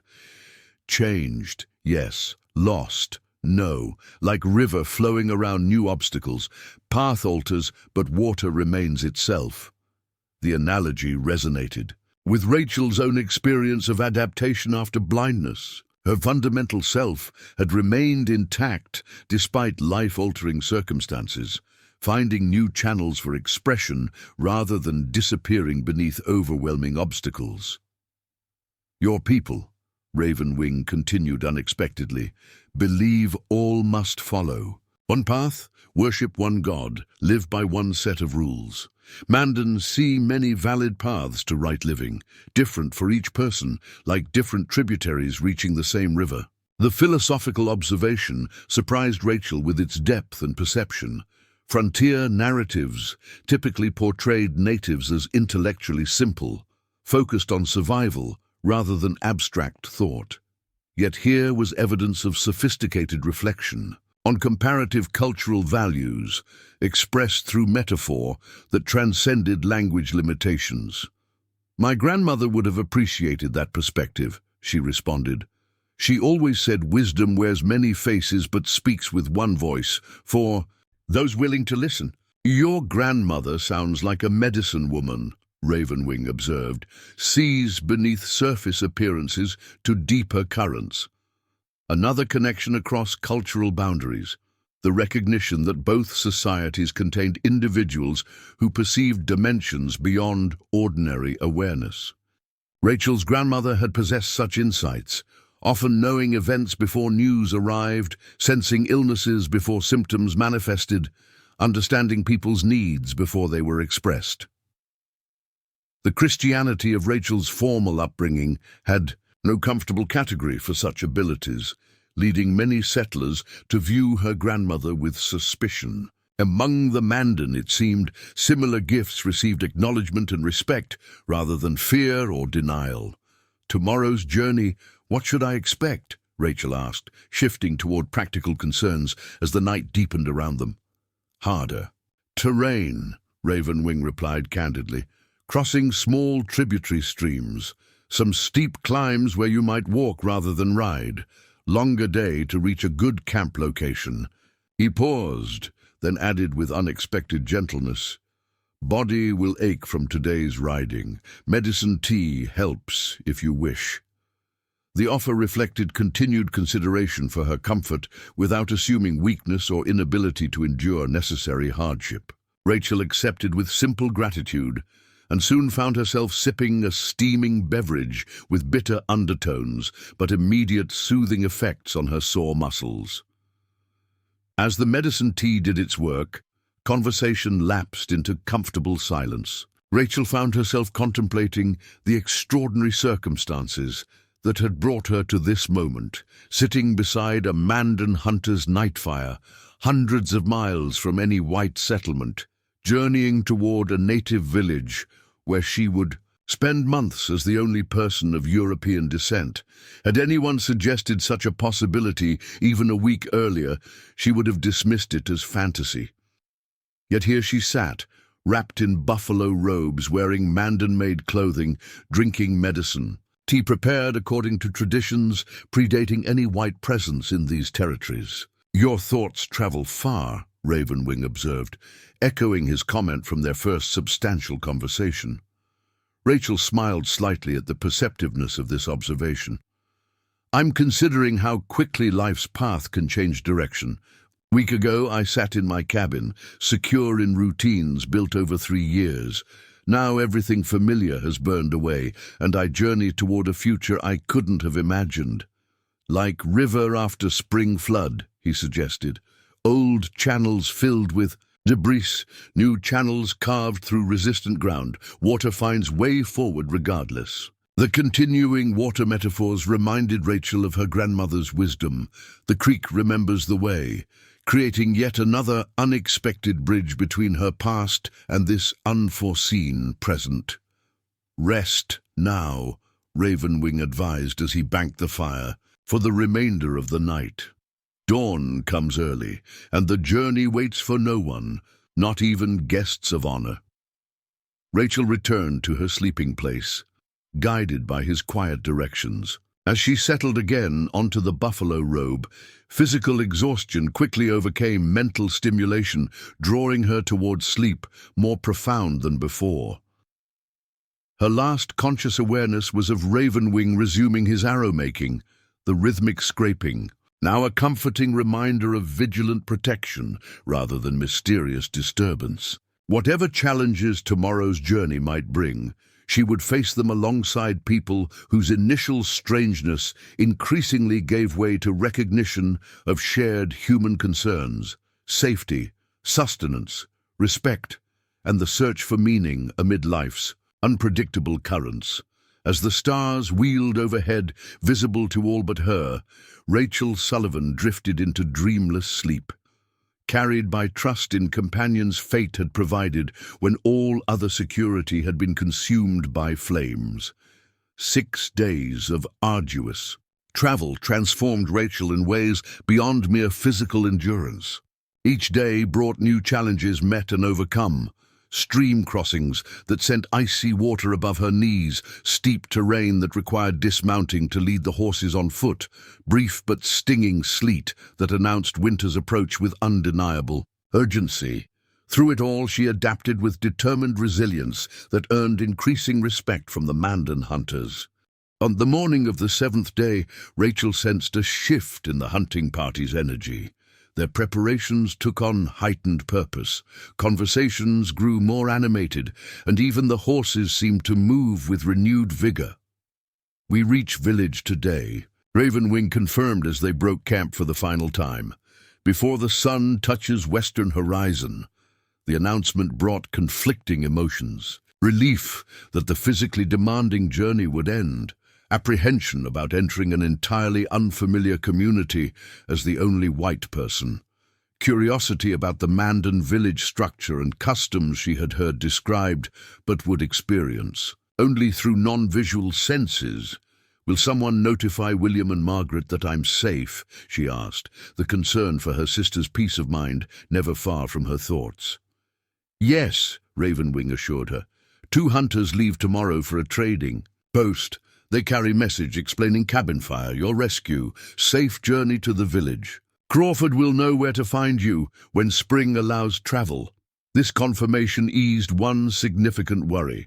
Margaret would be frantic upon discovering the burned cabin and no sign of Rachel. Knowing her sister was alive and secure, even if in an unexpected location, would prevent months of agonizing uncertainty. Mid-morning brought new sensory information as their path descended into what Ravenwing described as the Missouri River Valley. The air grew noticeably milder, protected from prairie winds by high bluffs on either side. Sounds carried differently, suggesting open water nearby. Most distinctively, Rachel detected wood smoke mingled with unfamiliar cooking aromas. The first indication of human habitation since leaving the hunting camp nearly a week earlier.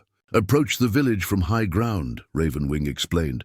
"Can see the entire settlement from the ridge before descending. Many earth lodges in circular pattern, center open space for ceremonies, fields beyond for growing corn, gardens closer to homes."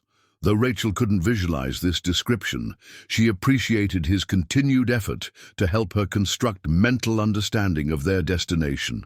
Throughout their journey, Ravenwing had demonstrated remarkable awareness of which information she required to compensate for lack of sight. "Will our arrival cause excitement?" she asked, uncertain about the reception awaiting a blind white woman in a native village.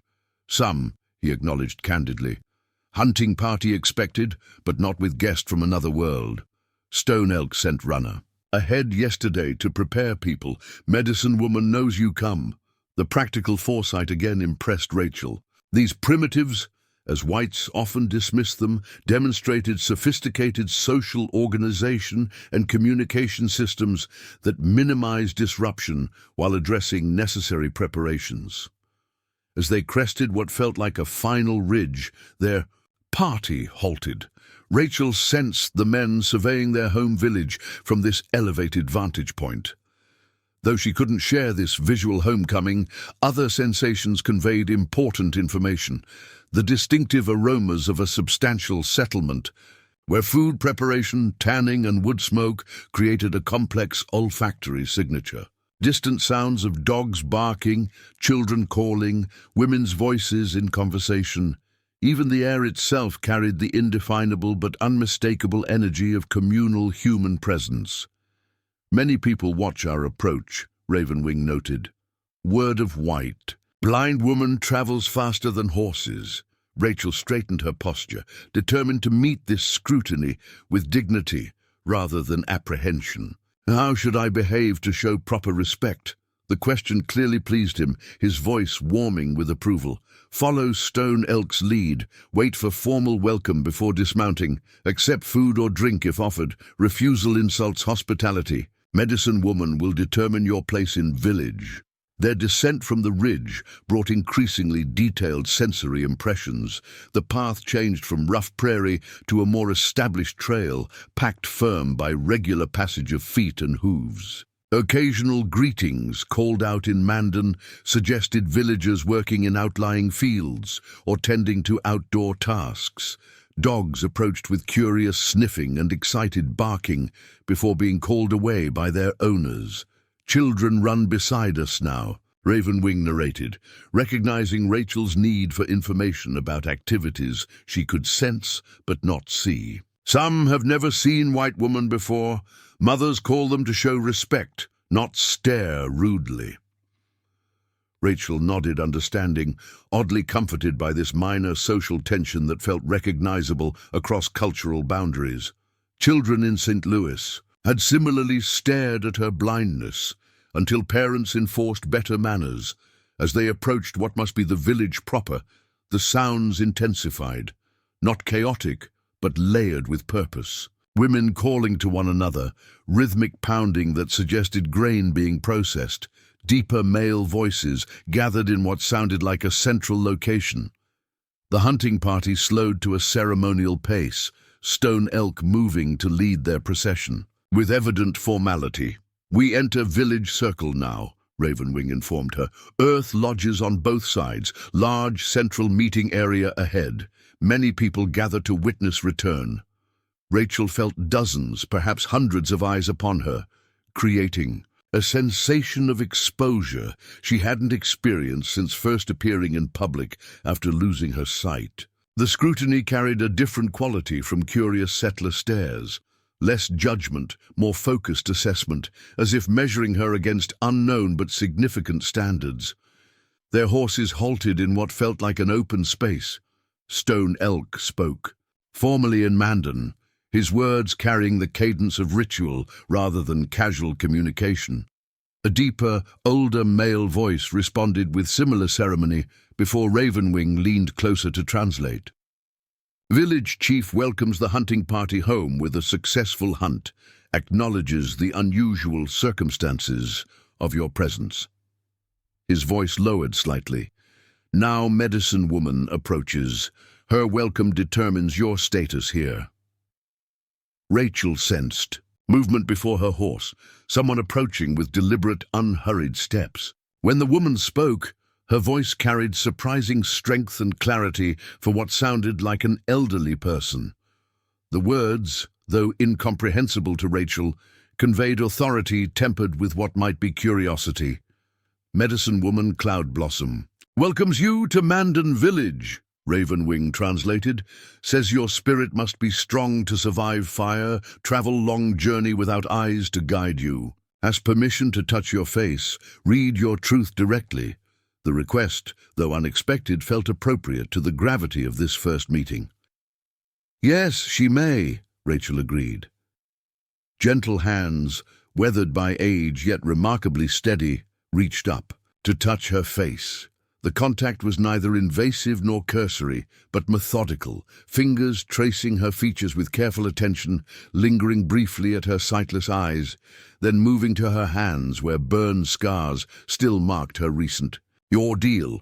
Rachel remained still during this examination, recognizing its ceremonial significance beyond mere curiosity. In this moment, Cloud Blossom evaluated not just her physical condition, but perhaps more intangible qualities that would determine her reception in the village. When the Medicine Woman spoke again, her tone carried quiet certainty that required no translation to convey acceptance. Nevertheless, Ravenwing provided her words. She says fire has touched but not consumed you. Darkness surrounds but does not enter you. These are signs of strong spirit. He paused, seeming to choose his next translation carefully. She says, "Grandmother's song led you to help when most needed. Same song will guide your return journey when time comes." The reference to her grandmother's song, information Rachel had shared only with Ravenwing during their nighttime conversation, startled her. Had he discussed this with Cloud Blossom in advance? Or did the medicine woman possess insights that transcended ordinary communication? Before she could ponder this question further, Stone Elk spoke again, prompting Ravenwing's continued translation. "You may dismount now. Medicine woman offers her lodge for your first nights in village until proper arrangements are decided. An honor rarely extended to outsiders." With Switchgrass's assistance, Rachel descended from her horse, legs unsteady after the day's long ride. The young hunter had grown increasingly comfortable in her presence during their journey, his initially hesitant English expanding through daily practice. Now he spoke near her ear, quiet words meant for her alone. "My mother says welcome, my sister also, not fear here." The simple reassurance touched Rachel deeply. While formal welcome from village leadership carried official significance, this personal greeting suggested potential for genuine integration beyond mere tolerance of her presence. Cloud Blossom took Rachel's hand, placing it on her arm in a universal gesture of guidance. Together they moved forward, the medicine woman's pace carefully moderated to accommodate Rachel's unfamiliarity with the terrain. Though no words passed between them, Rachel sensed thoughtful consideration in each step, each gentle directional pressure. The sounds of the village enveloped them, conversations pausing briefly as they passed, then resuming with what must be commentary on the unprecedented visitor. Rachel detected no hostility in these exchanges, only the natural curiosity any small, relatively isolated community might express toward an unusual newcomer. "Lodge steps here," Cloud Blossom said suddenly, in heavily accented but understandable English. "3 down." The unexpected communication startled Rachel, who had assumed the medicine woman spoke no English. She followed the instruction carefully, feeling the ground change from packed earth to what seemed like a gentle downward slope into the earth lodge Ravenwing had described days earlier.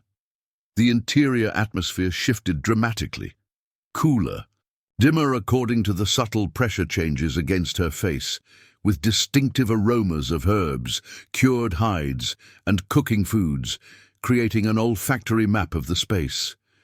The acoustics suggested a substantial room with high ceiling, where sounds, carried with slight reverberation, indicating significant size. "Sit," Cloud Blossom directed, guiding Rachel to what felt like a well-worn cushion of some soft material. "Rest now. Questions later." The practical wisdom of this approach struck Rachel immediately. After days of travel culminating in the emotional intensity of village arrival, her capacity for complex interaction had diminished considerably. The medicine woman's perception of this need for recovery time demonstrated sensitivity that transcended cultural differences. Footsteps entering the lodge announced another arrival. The distinctive pattern immediately identified Ravenwing, even before he spoke. "Medicine woman asks if I translate your needs," he explained. "Food and water come soon. Sleeping place prepared there." He guided her hand to what felt like a pallet of soft furs positioned against one wall of the lodge. Private space behind a hanging screen, when needed. These basic arrangements addressed immediate practical concerns with efficiency. More significant was the underlying message. Rachel's comfort and dignity had been considered in advance, preparations made to accommodate both physical necessities and personal privacy. "Please convey my gratitude," she responded, the formal phrasing inadequate to express the complex emotions beneath it. "To both Cloud Blossom and the entire village for such a welcome." After translating this message, Ravenwing hesitated before adding, "Hunter Chief Stone Elk calls council meeting now, discusses your presence, arrangements for longer stay. I must attend as a finder and translator." His tone carried reassurance. "Medicine woman remains, ensures your comfort." As he departed, Rachel found herself momentarily overwhelmed by the day's transitions, from the relative familiarity of their traveling routine to this wholly new environment.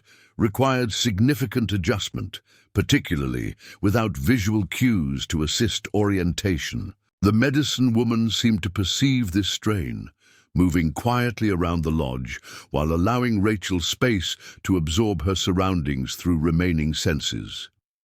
The Earth Lodge revealed itself gradually through careful exploration.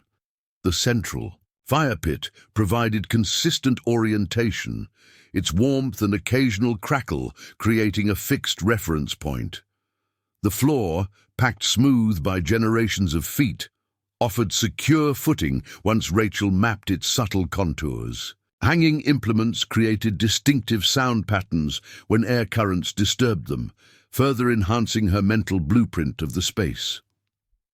Cloud Blossom allowed this exploration without interference, offering guidance only when Rachel approached what might be private areas or objects requiring careful handling. The medicine woman's patience suggested familiarity with adaptive processes, perhaps from her own experiences with temporary blindness during visionary states. When food arrived, brought by a woman whose melodic voice suggested youth rather than age, Cloud Blossom guided Rachel's hands to a shallow wooden bowl containing what proved to be a rich stew of meat and unfamiliar vegetables. The harmonious blend of flavors surpassed typical frontier fare, demonstrating culinary sophistication belied by outsiders' dismissive characterizations of native cooking as primitive or unsophisticated. As Rachel ate, Cloud Blossom spoke, not directly to her, but in a rhythmic monologue that seemed part storytelling, part meditation. Without understanding the words, Rachel nevertheless found the cadence soothing, creating space for reflection without demanding response. Later, as Rachel settled onto the sleeping pallet provided, physical exhaustion quickly overrode mental stimulation. Her last conscious awareness was of Cloud Blossom singing softly nearby, a melody hauntingly reminiscent of her grandmother's song, yet distinctive in its Mandan intonation.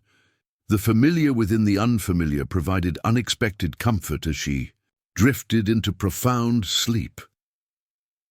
Morning arrived with gentle awakening rather than abrupt transition. Rachel surfaced slowly from deep rest, gradually processing the sounds around her. Cloud Blossom moved quietly nearby, tending the lodge fire, whose subtle fragrance suggested ceremonial herbs added to ordinary wood. Outside, village life proceeded, with purposeful activity, women's voices calling, children laughing, men engaged in discussions whose tones conveyed ordinary business rather than urgent concerns. "You wake," Cloud Blossom observed, approaching with what sounded like a pottery cup. "Water with mint, good for the morning body." Rachel accepted gratefully, the refreshing beverage clearing away the last vestiges of sleep. "Thank you for your hospitality," she said, speaking slowly in hopes of bridging the language gap. "Your lodge is very comfortable." The medicine woman made a sound suggesting amusement rather than offense at this simplistic communication. "English words known to me," she replied, her accent heavy but grammar surprisingly intact. "Trader teach younger woman, not speak often, but understand most." This unexpected linguistic connection simplified immediate concerns substantially. Though Cloud Blossom's English might be limited, basic communication without translation became possible, eliminating complete dependence on Ravenwing's intermediary role. "Council finished talking late night," Cloud Blossom continued, settling nearby with audible movements suggesting breakfast preparation. "Many decisions were made about blind female guest." Rachel straightened, recognizing the significance of this information. "May I know what was decided?" "Yes." Sounds of food being arranged on what might be a woven mat accompanied Cloud Blossom's explanation. "You stay here with me for 4 days, learn basic lodge movements, village paths, then move to Small River's widow lodge. She died last winter, no daughters to claim dwelling. Willow Water and other women help prepare for your needs. The arrangement demonstrated an impressive adaptation to an unprecedented situation.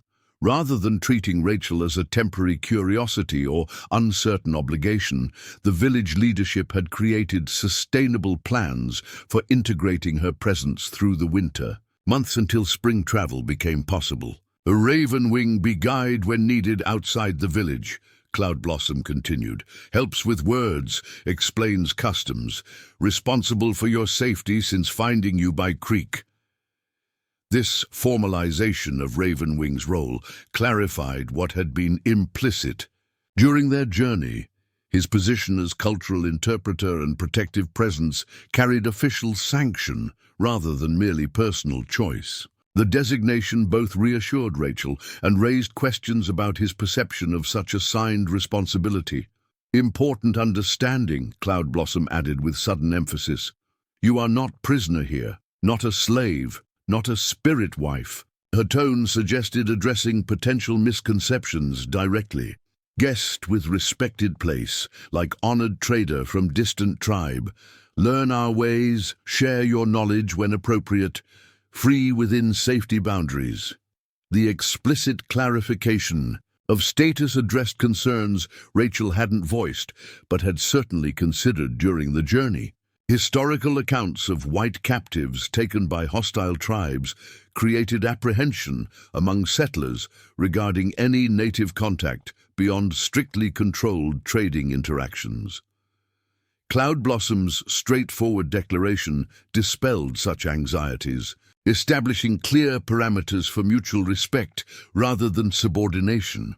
I understand, Rachel acknowledged gratefully, and I'm willing to contribute however I can while I'm here. Cloud Blossom made a sound of approval.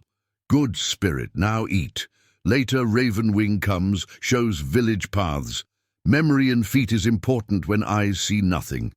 The practical wisdom of this observation matched Rachel's own experience. Since losing her sight, she had learned that independence required meticulous mental mapping of physical spaces, creating reference points through touch, sound, and counted steps rather than visual landmarks. As Rachel ate the unfamiliar but flavorful breakfast, a porridge of ground corn enhanced with dried berries and nuts, she contemplated the remarkable transition her life had undergone.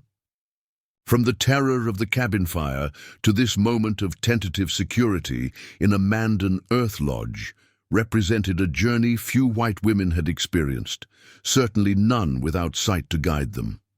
The creek that had initially led her away from danger had become, metaphorically, the path to unexpected sanctuary. Her grandmother's wisdom, water remembers the way, had proven true in ways impossible to anticipate yet undeniable in retrospect. That same wisdom, recognized across cultural boundaries, by people her own society often dismissed as primitive, now offered guidance for navigating the months ahead. When Ravenwing arrived later that morning, his familiar presence bridged Rachel's past week of journey with this new phase of adaptation. His greeting carried formal respect, yet underlying warmth that transcended mere duty. Medicine Woman says, "You rested well," he observed. "Ready to learn village paths now? Winter comes soon. Better to know your way before snow covers the ground." The practical suggestion aligned perfectly with Rachel's own priorities. Independence, even within limited parameters, required spatial orientation beyond the medicine. "Woman's Lodge, yes," she agreed, rising with her walking staff in hand. "I'm ready to begin." As they stepped from Cloud Blossom's Earth Lodge into the autumn sunshine, Rachel sensed the village's continued curiosity about her presence. Yet the initial intensity had moderated overnight, suggesting acceptance of leadership decisions regarding her status and accommodation. "First learn center paths," Ravenwing explained, positioning her hand on his arm in the guiding gesture that had become familiar during their journey. Lodge to the central gathering place, lodge to river path, lodge to cooking areas. Simple. Directions first, then more complex when these become known in your feet.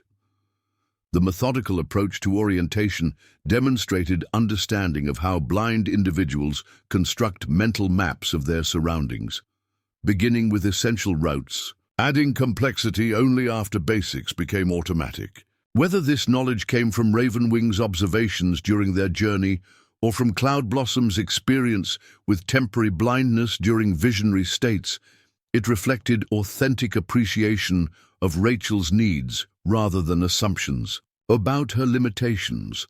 As they began this new phase of their unexpected connection, Rachel recognized that the journey initiated by fire and darkness had transformed into something neither could have anticipated, a bridge between worlds typically separated by fear and misunderstanding. Whatever challenges the coming months might bring, the path forward had been established with careful consideration from both sides of that cultural divide.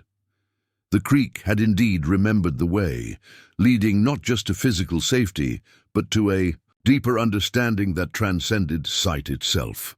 Up next, you've got two more standout stories right on your screen. If this one hits the mark, you won't want to pass these up. Just click and check them out, and don't forget to subscribe and turn on the notification bell so you don't miss any upload from us.